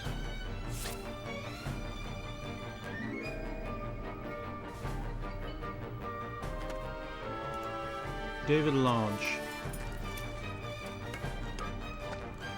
Alright, so let's just have a quick look-see. Because his voice sounds really familiar too.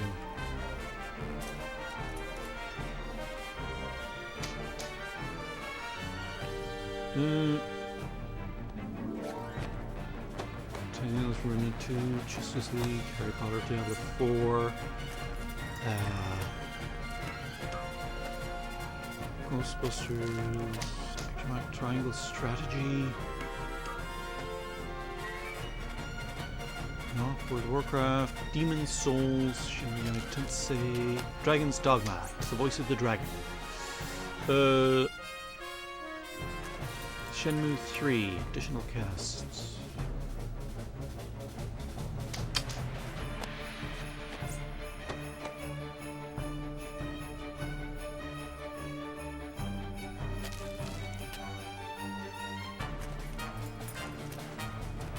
Final Fantasy 15, he's the voice of Bahamut.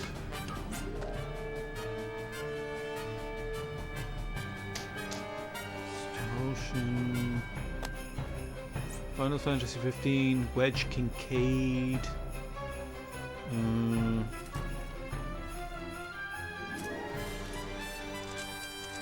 He's one of those bit like the voice just sounds familiar. Like I have apparently heard him in a lot of things, but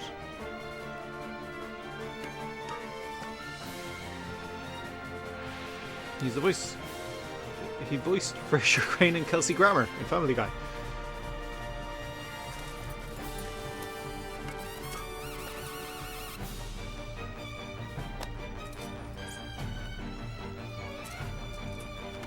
A lot of like additional voices.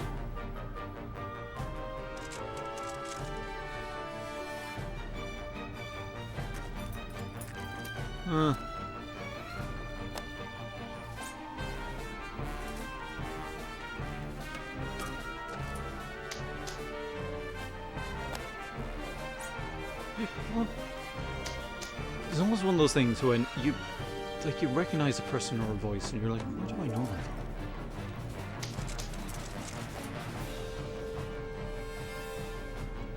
And I always like when you watch like a TV show or a movie and there's a character in it, you don't, and then you watch something else where they have a more prominent role. And for me, it's like I don't recognize them from the original thing because I didn't really notice them that much.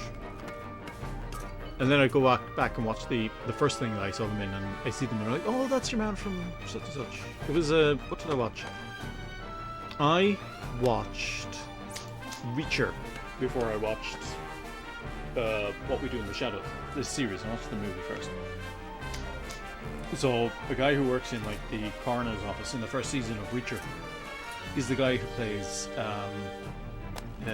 Guillermo in What We Do in the Shadows. And I didn't put it together until I went back and watched Reacher again. Alright. What exactly do I want to hit here?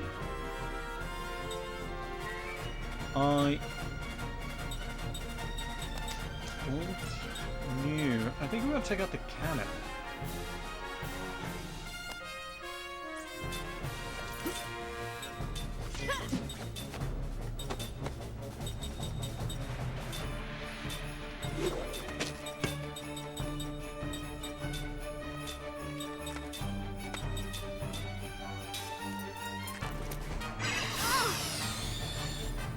Oh, of course it has.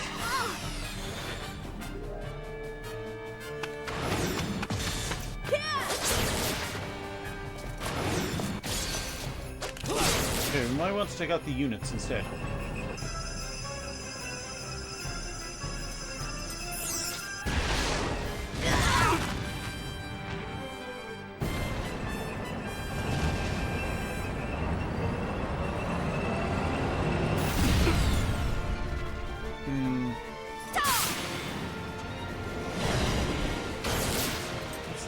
Is it?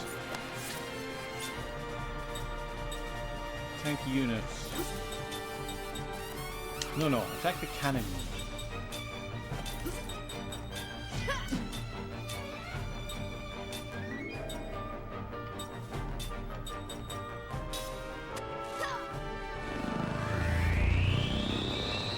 Oh.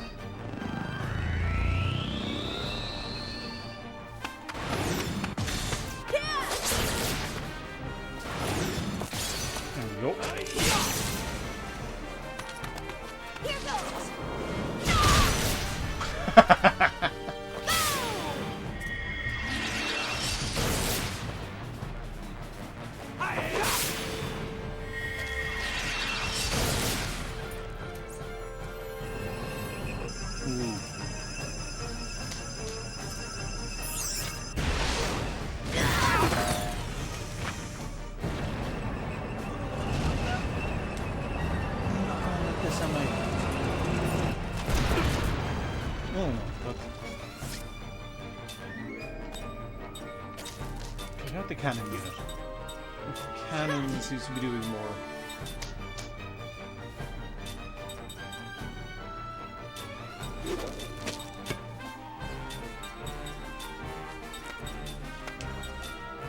Do-do-do-do.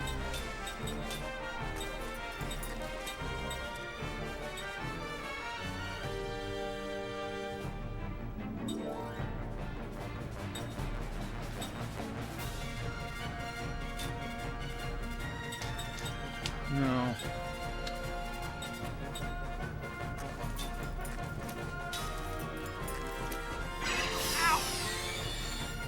Ow.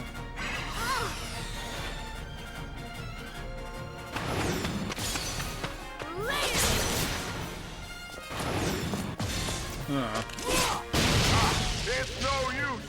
Don't even think you can stop us with your feeble effort!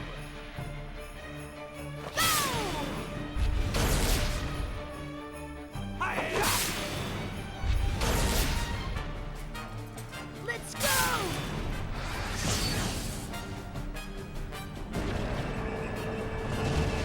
Hold on.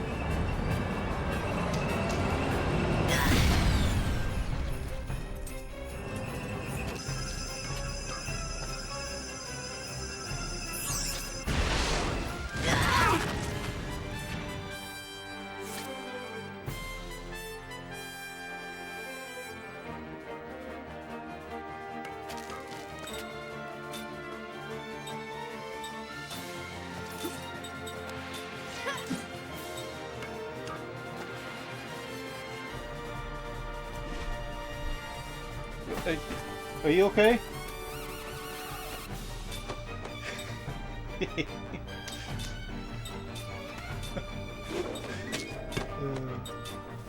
Alright, you need to... What did I get you to cast?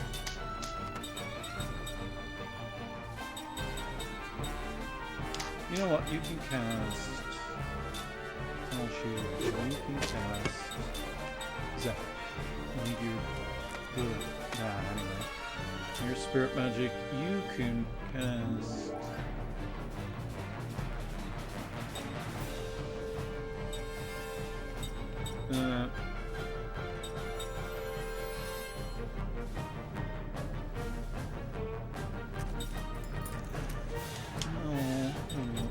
increase the damage. Sorry.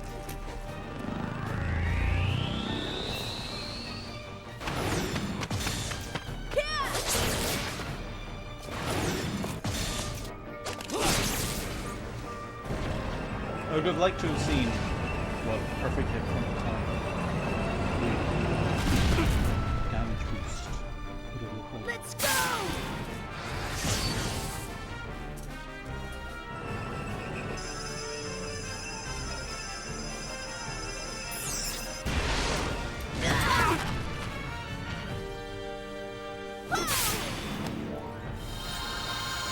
Maybe, yeah, increase her magic.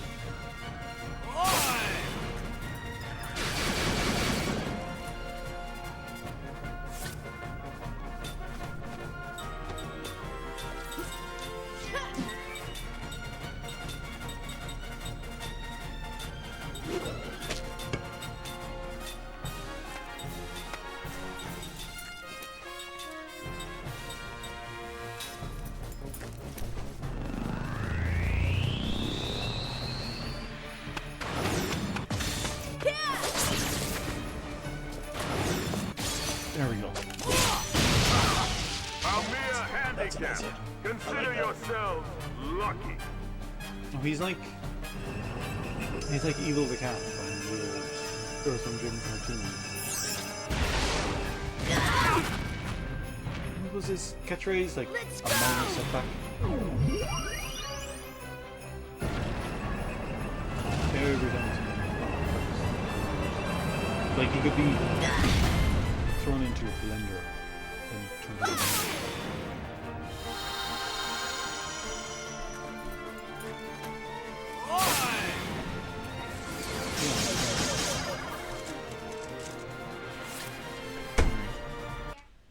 will just be a moment.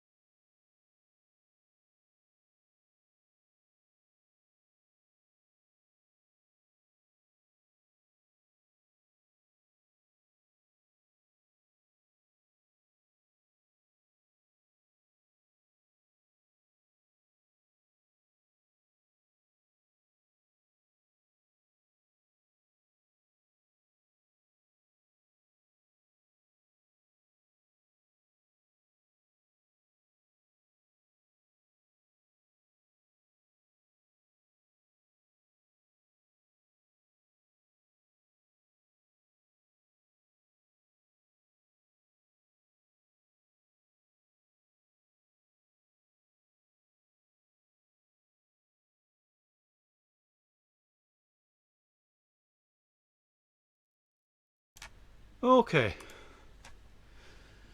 Oh, it's going to back up. I'm kind of out of breath.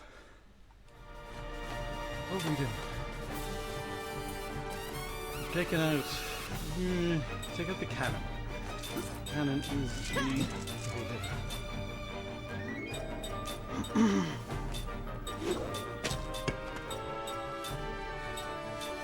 No, yeah.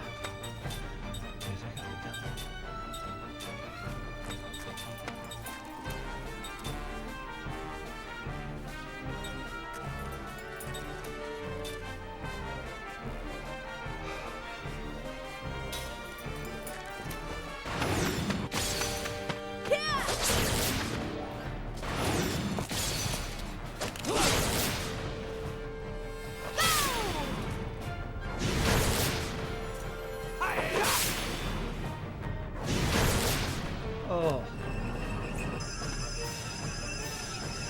So many of these enemies are so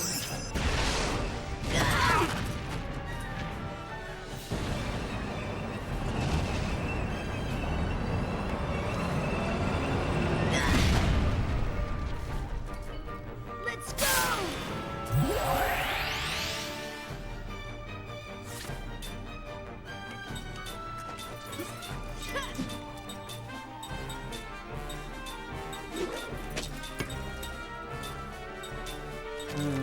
his...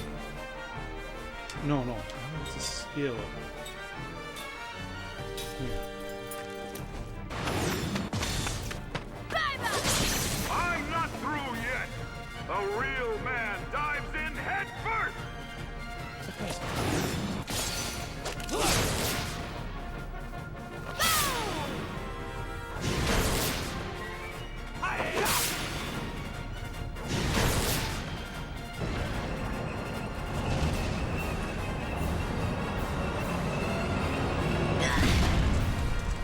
I don't know, if a guy can hit your tank with a sword and, beat it, you're not saying a lot for your tank.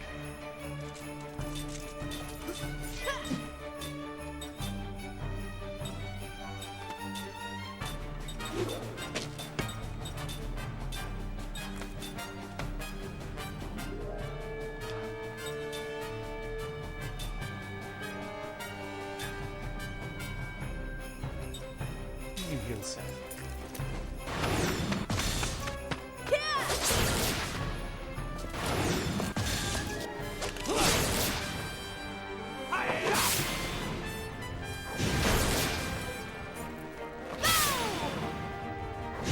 Our tank is too magnificent to strike, is it? Haha!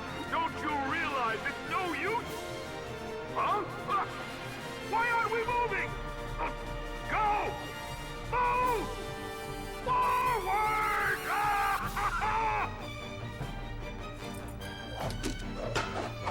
That's what you get. Okay.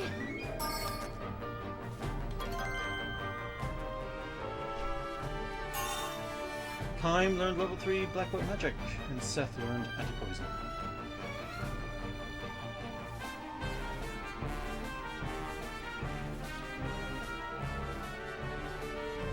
Is he gonna go up? Is he gonna die?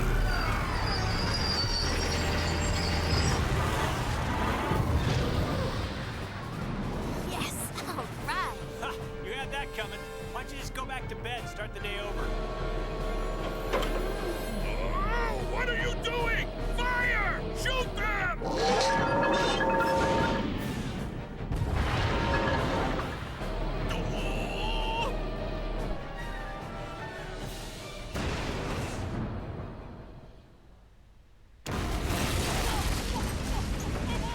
How could I miss? Now's our chance.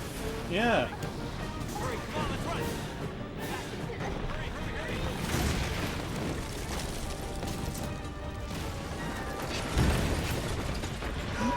Come back, cowards! Oh, my hand! Like, they kind of jump back and forth between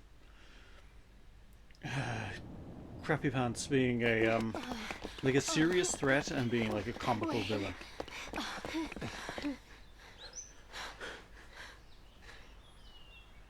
Yeah, Sorry about that thing back there. Don't be. Well, I didn't want to pull a stunt like that, but listen, did I hurt you? I'm sorry if I did. I didn't mean it. It's fine. Everyone is safe now after all. Well, you know, I should really be thanking you for helping us escape. Well, since these children were there.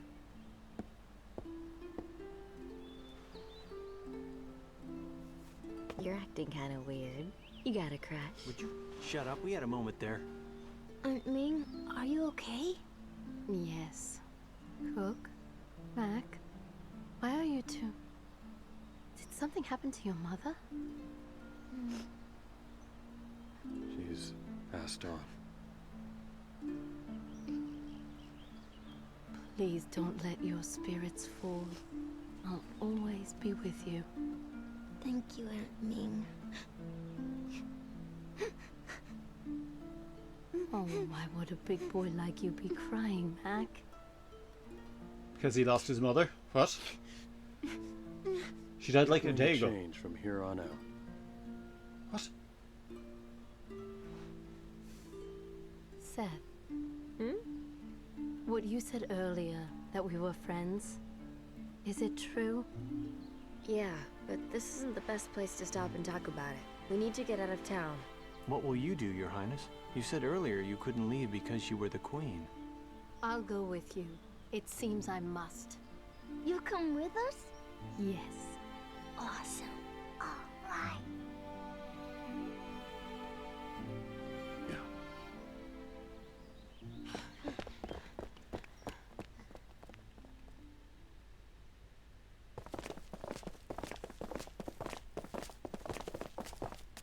Hold on.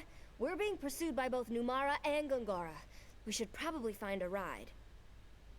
Ride? Where? How? Let's go to the harbor. I've got an idea. We're gonna steal a boat. View the composite magic tutorial. Some magic spells can be combined together to form what is known as composite magic. To cast a composite magic, you must be able to use both of the spells that compose it. Use the spellbook under menu to check the spells required for composite magic. Any composite magic for which you lack the required spells will not be displayed. You can only use composite magic spells for which you have the required skill level. No. So,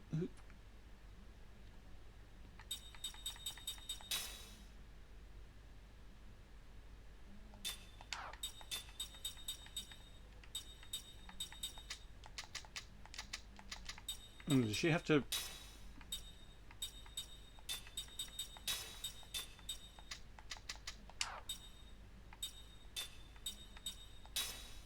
you can only have so many... Okay, so you can only have 5 people at a time. Okay. And...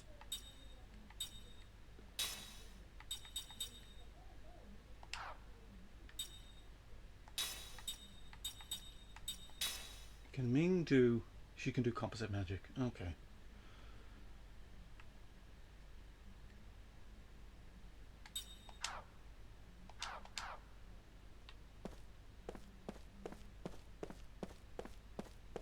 No, it would have been nice if you could just have everyone in the party. The port of Numara. Numara.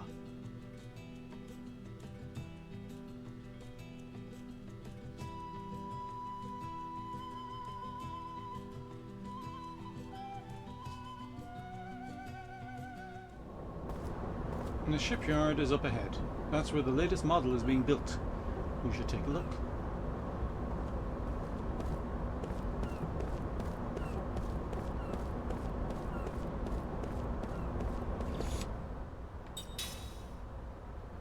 How many of those crystal fragments did I get? That guy wanted a fair few.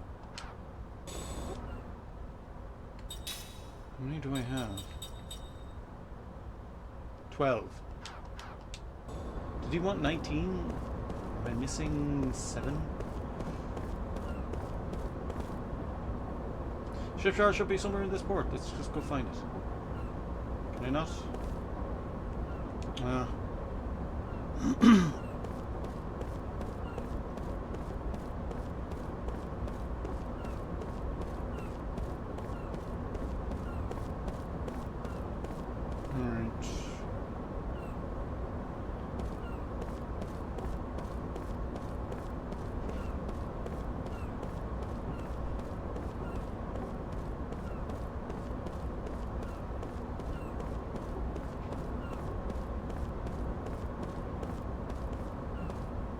Right, before, because I think that might be it. Before we go in there, I do want to have a quick nose, and just see if there's anything I can find.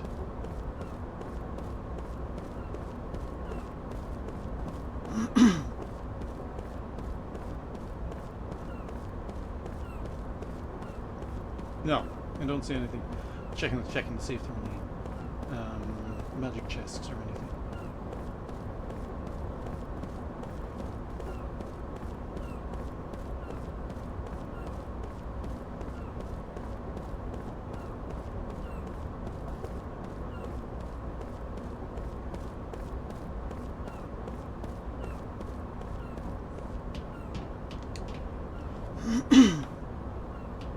Top-notch security. Absolute. We're in luck. They just started the final adjustments, which means that they'll be fitting the engine next.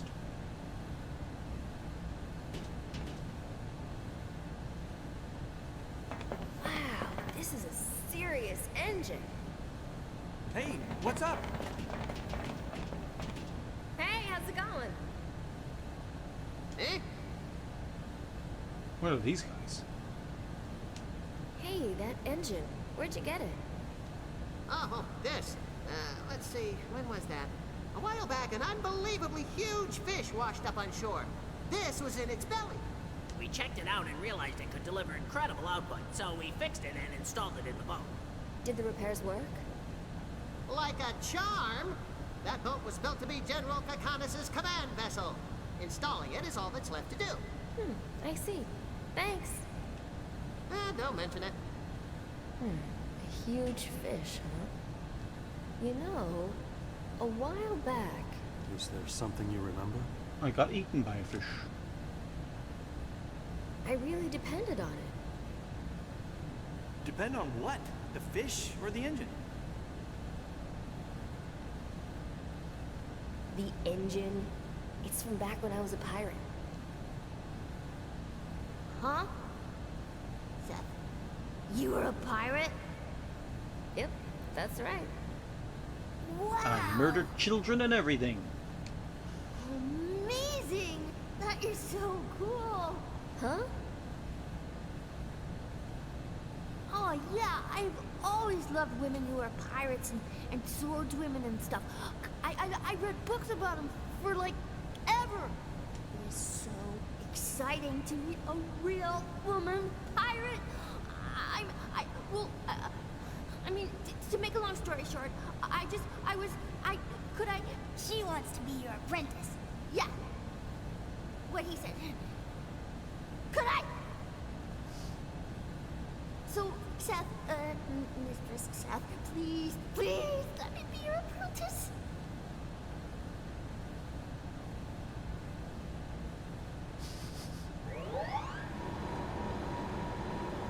Are we gonna steal this thing?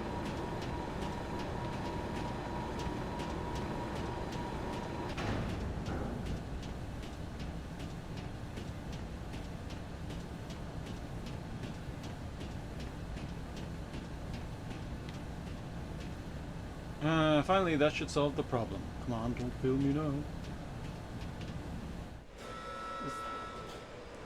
Did we get the boat this early?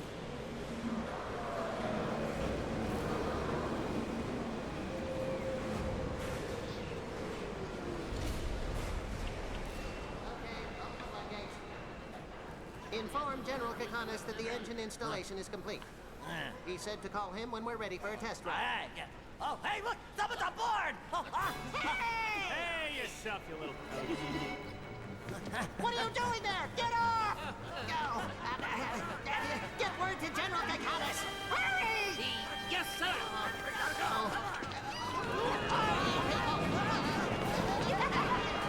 Somebody grab them! Attention, General Kakanis. Your ship is leaving. Thank you. Ah, all right. Should be easy. Oh, wow. A lot of buttons there. Gonna need a manual. I think I'm... Out of the way, amateur.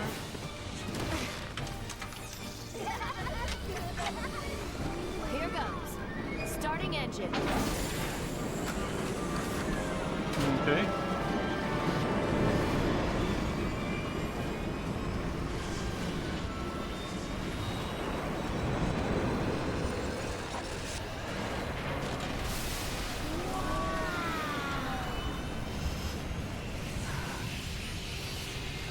Cast off.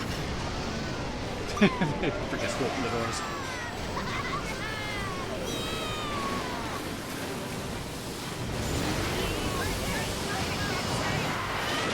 Oh no, they didn't forget to open the doors.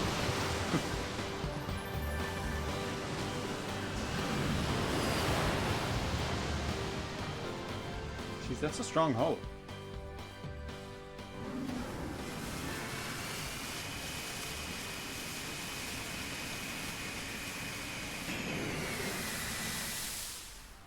View the slant nose control tutorial.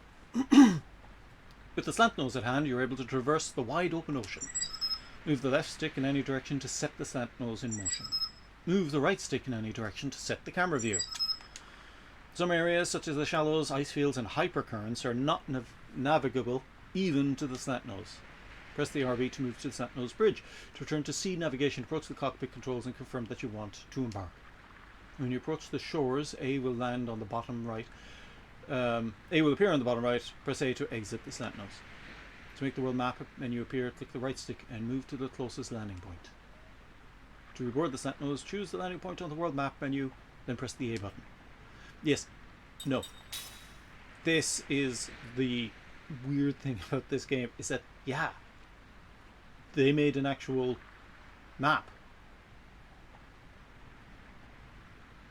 They made a 3D map, but if you're traveling, you don't travel on a 3D map.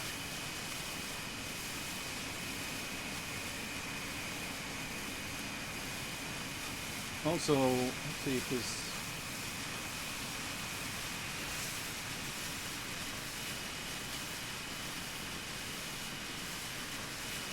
if I can find some hypercurrents.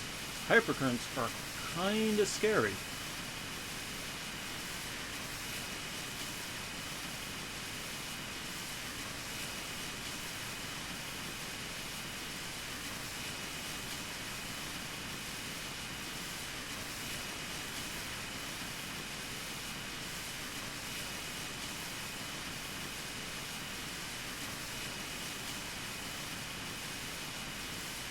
I know, I just think it's crazy that they they did create a navigable 3D map, but then, yeah, here we go, hypercurrent. I think these are hypercurrents. You find these, you know, a lot of places.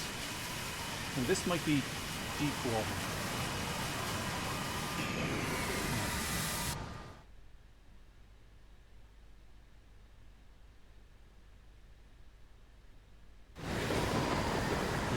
This stuff.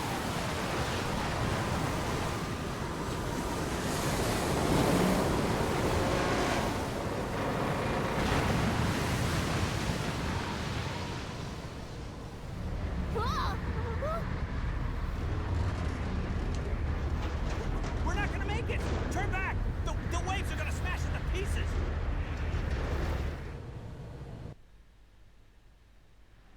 Yeah, so you stay away from them. Stay away from there. So what was the world map? This is a landing point, that's a landing point. Which... so I think those are the hypercurrents all the way around. So we can only go in this small area.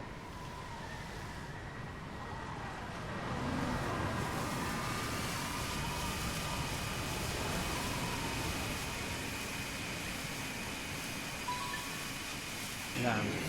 Okay.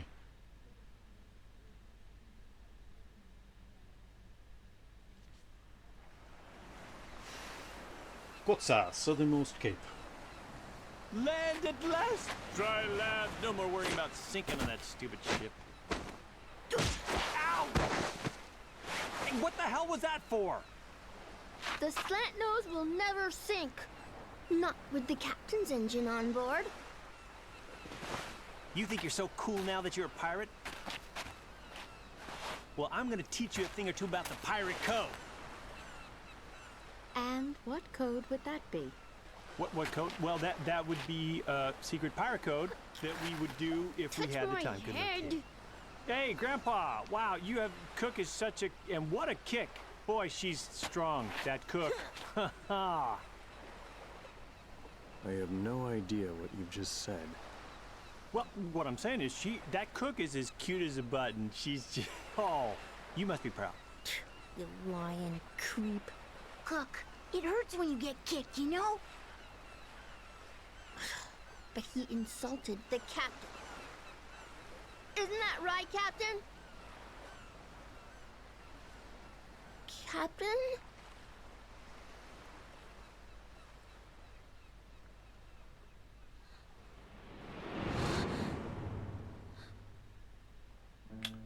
She remembered something.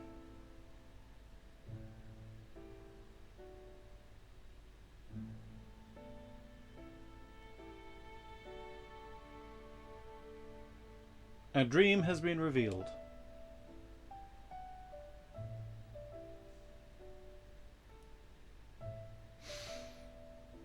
A wondrous beast Anira, proud descendant of the white-winged clan. You alone were my irreplaceable companion.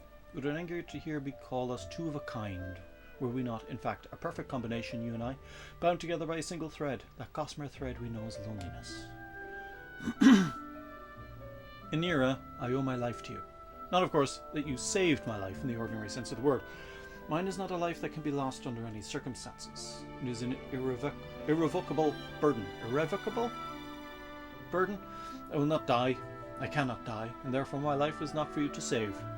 Oh, Nero, what you saved, I now see, was not my life, but my heart. Back then, long, long centuries ago, I was a pirate, the only woman pirate on the open seas. Seth Balmore, that name was known to all who plied the sea. Some spoke my name in fear and trembling, while others voiced it with deepest admiration. Some even called me the righteous buccaneer. Nor were they far wrong, I'd say. The pirate ships I commanded had rules that were clear and strict. We targeted only one kind of vessel, those opulent passenger ships the wealthy boarded for pleasure cruises. We would put a bit of a scare into the passengers, of course, maybe rough them up a little, but killing was strictly forbidden. All we did was squeeze a few drops of treasure out of the purses of those who had more money than they knew what to do with. We traded our booty for cash with shadowy dealers and the money we shared in the world's dens of poverty. I would cringe at being called a champion of justice, but we prided ourselves on being far more than villains. I became a pirate for one simple reason. I hated the law, and I hated even more those who flaunted the law for their own self-aggrandizement. In a word, I wanted a life of freedom. Whenever I stood at the prow of a pirate ship slicing its way through the waves, I viewed the vast ocean stretched out beneath the clear blue sky. I felt enveloped in the joy of having taken limitless freedom in my own two hands. True, I need not traffic in the fear of death and aging known to all who count as human. And because I will neither age nor die, infinite time means for me infinite freedom. Not bad, wouldn't you say? I was by the ship that would be our day's quarry. I was always the first aboard it, springing lightly onto their deck with a shout. I am Seth Balmore. I'll be good and hand over your money and valuables. Then, taking the booty we had snatched, my men and I would raise a cry of victory and leap back into our ship. I was absolutely free. Nothing stood in my way. Eternal life, overflowing with freedom. Not bad, wouldn't you say? Righteous buccaneer? What kind of fancy pants nonsense is that? How about pirate bitch? Of course, one always hears such jealous ravings in all walks of life, but especially so in the thuggish world of pirates. Needless to say, I knew I had many enemies. Even a child would realize that being called a righteous buccaneer could only increase the number who hated me among such raping and pillaging brigands as pirates of the sea. But I didn't care about that. I could be stabbed with a knife or blasted with a cannon, and still I would not die. Immortal Seth, they called me, and it was literally true, not just a figure of speech. I won't get in your way, I told the other pirates, but I won't let you get in mine either. I was afraid of nothing and no one. I lived the way I wanted to live and wouldn't, or shouldn't have, let anyone interfere with me.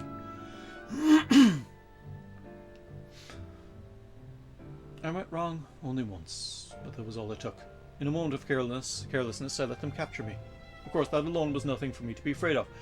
As I kept mentioning, I can never age or die. It would have done them no good trying to kill me, and they knew it.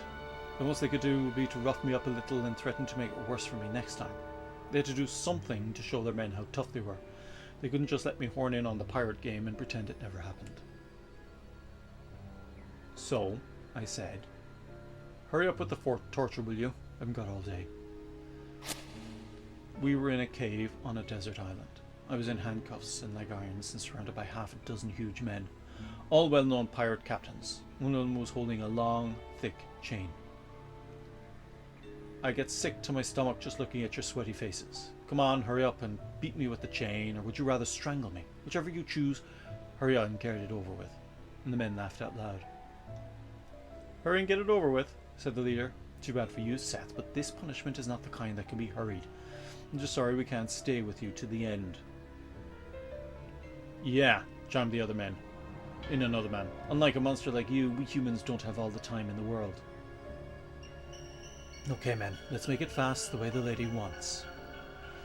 Licking his lips, the man with the chain approached me and two others grabbed my arms from the sides. They were not going to use the chain as an instrument of torture, but to rob me of my liberty. They chained me to a gigantic boulder in the cave. They were laughing so hard they could hardly contain themselves. Just what you need, eh, Seth? It's the end of the road for you. We can't shoot you, we can't stab you to death, so we'll just lock you up. We'll never come back to this island again. And even a hackback pirate like you knows this place is not on any sea lanes. No fishing boats even. And right about now your men have gone off looking for the wrong island. We're the only ones who know we brought you here. Not even our crews know where we are. Nobody's coming to save you, that's for sure. You'll be in here forever. Can't move a muscle, and you can't even die. All by yourself, for the rest of eternity. With that, the men walked out of the cave, leaving me there with a single lantern. Cowards! I screamed, don't run off like that, don't do this to me. But the only response was a hollow echo of my own voice in the cave. The lantern the men left behind was not meant as a kindness, but rather the opposite. It was a prop in their little drama. When it finally ran out of oil and went dark, it would impress on me the weight of eternal solitude. As long as the lamp kept glowing, I was filled with rage for the men. But when the oil was running low and the flame began to flicker, a deep anxiety assaulted me. Unable to move, I stared blankly at the flame. Eternity. This world has no such thing. Or perhaps it should not have. Solitude. I was always alone. Or more precisely, I always ended up alone. It was my destiny. I could be surrounded by companions whose feelings matched my own perfectly. I could share the deepest love with another, but in the end, I would always have to lose them. And do you know what it feels like to see countless others succumb to death while you yourself are on the road of endless life? But in your case, Anira, you do have some idea. As I watched, the lamp in the cave went out. A world of darkness spread out before me, and there I was, alone. No more would I taste the sorrow of parting. Neither would I be able to taste the joy of meeting, eternally, without end, alone. I did not try shouting. People shout and scream for no reason, only because they want someone to hear them, because they believe there is someone somewhere who will hear their cries.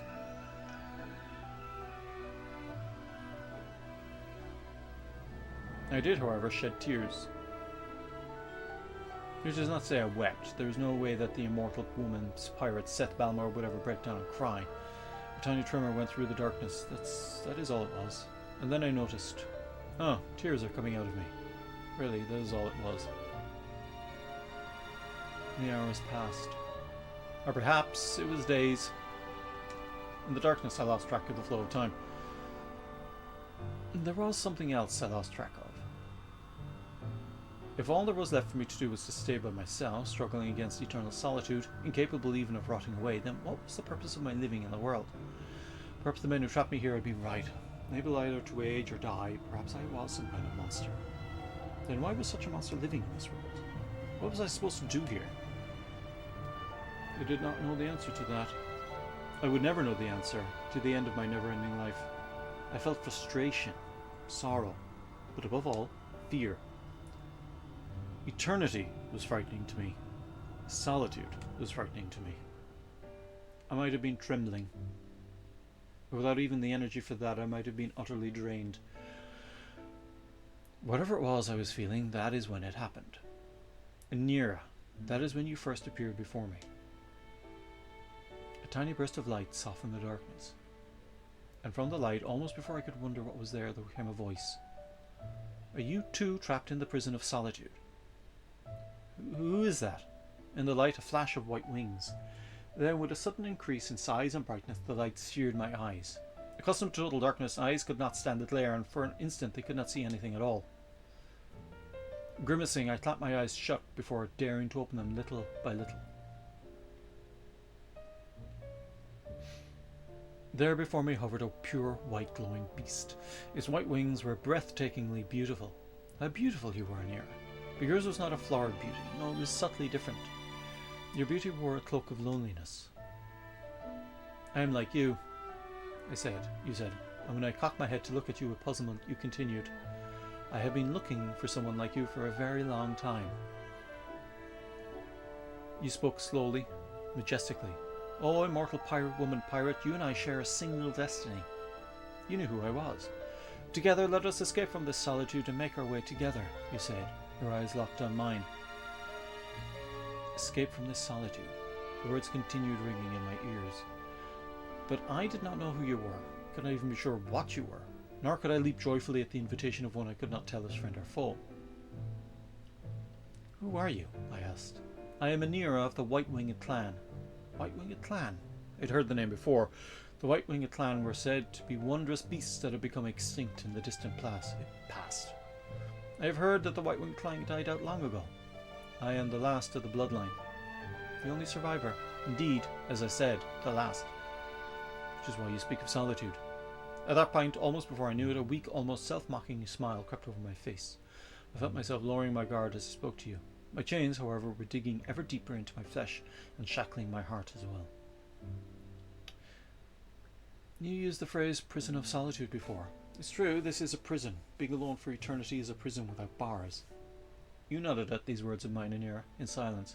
But then you said, I was in a prison too, until just now. I'm sure it's true to be the only living survivor. I spent far too long a time alone. I know what you mean. In the legend, members of the White-Winged Clan are thought to live 1,000 years. But even if you're able to live on for several centuries, as sole survivor you can never meet a female member of the clan of the White Wing and hope to make children with her. The clan will never rise again. The sole survivor must live out the remainder of his days alone. In order to conquer this unbearable loneliness, he said, I would need someone to make her way with me. Then you looked hard at me and said, Oh, pirate woman, are you not of the same mind? I nodded in agreement. But then I made a point of smiling and said as casually as I could, in other words, you're lonely. Your beautiful face softened and you said with some embarrassment, I wonder. According to the legend, as I've heard it, the clan of the White Wing are proud and love their solitude. This only increased your embarrassment, and you said, solitude has its limits. That did it. I decided to trust you then and there. Well, if that's how you feel, you should come right out and say it. I want company. Company? Alright, a companion. A companion? Exactly, so it's decided. I'll team up with you. That ended all hesitation. Just as you saw in me one to make your way together with, I put my full trust in you. Let's go wild on the high seas, I cried. Isn't that what make our way together means? You mean I should become a pirate? You don't like the idea? You paused for the space of one breath and chuckled softly. I've always wanted to give it a try. No sooner were the words out of your mouth than you leapt at me. With one bite you cut through the thick chain that held me down. O wondrous beast Anira, proud descendant of White-Winged Clan. This is how you and I first met. In the 900 years since then, we raged over the open sea more wildly than I ever had before. When I stood at the prow of our pirate ship in search of prey, you were always there beside me. We became irreplaceable partners, friends, companions, family. So what was he? Some sort of creature.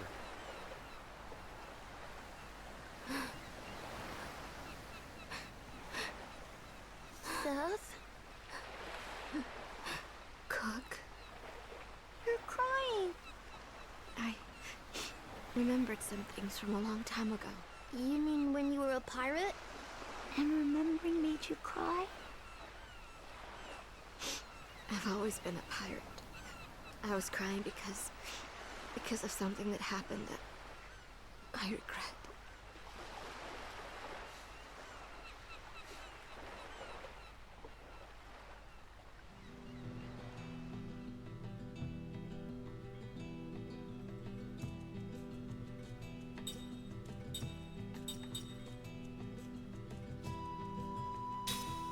Alright. Is it where we're meant to be going?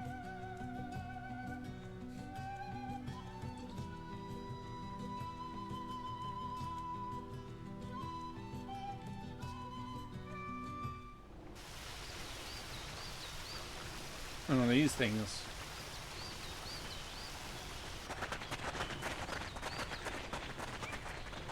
Kyle! Huh? Look! It's Kyle! Hey, everybody! Kyle's back! It's good to see you again, Kyle. But, you haven't changed a bit.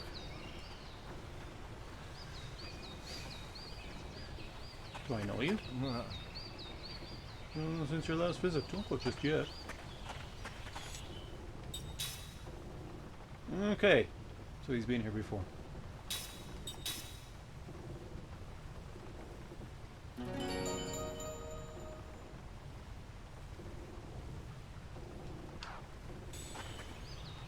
I think I'll end it there. That's a lot done today. We got our boat. Saw that terrifying ocean. The ocean always scared me. I'm not a fan of the sea. It's pretty.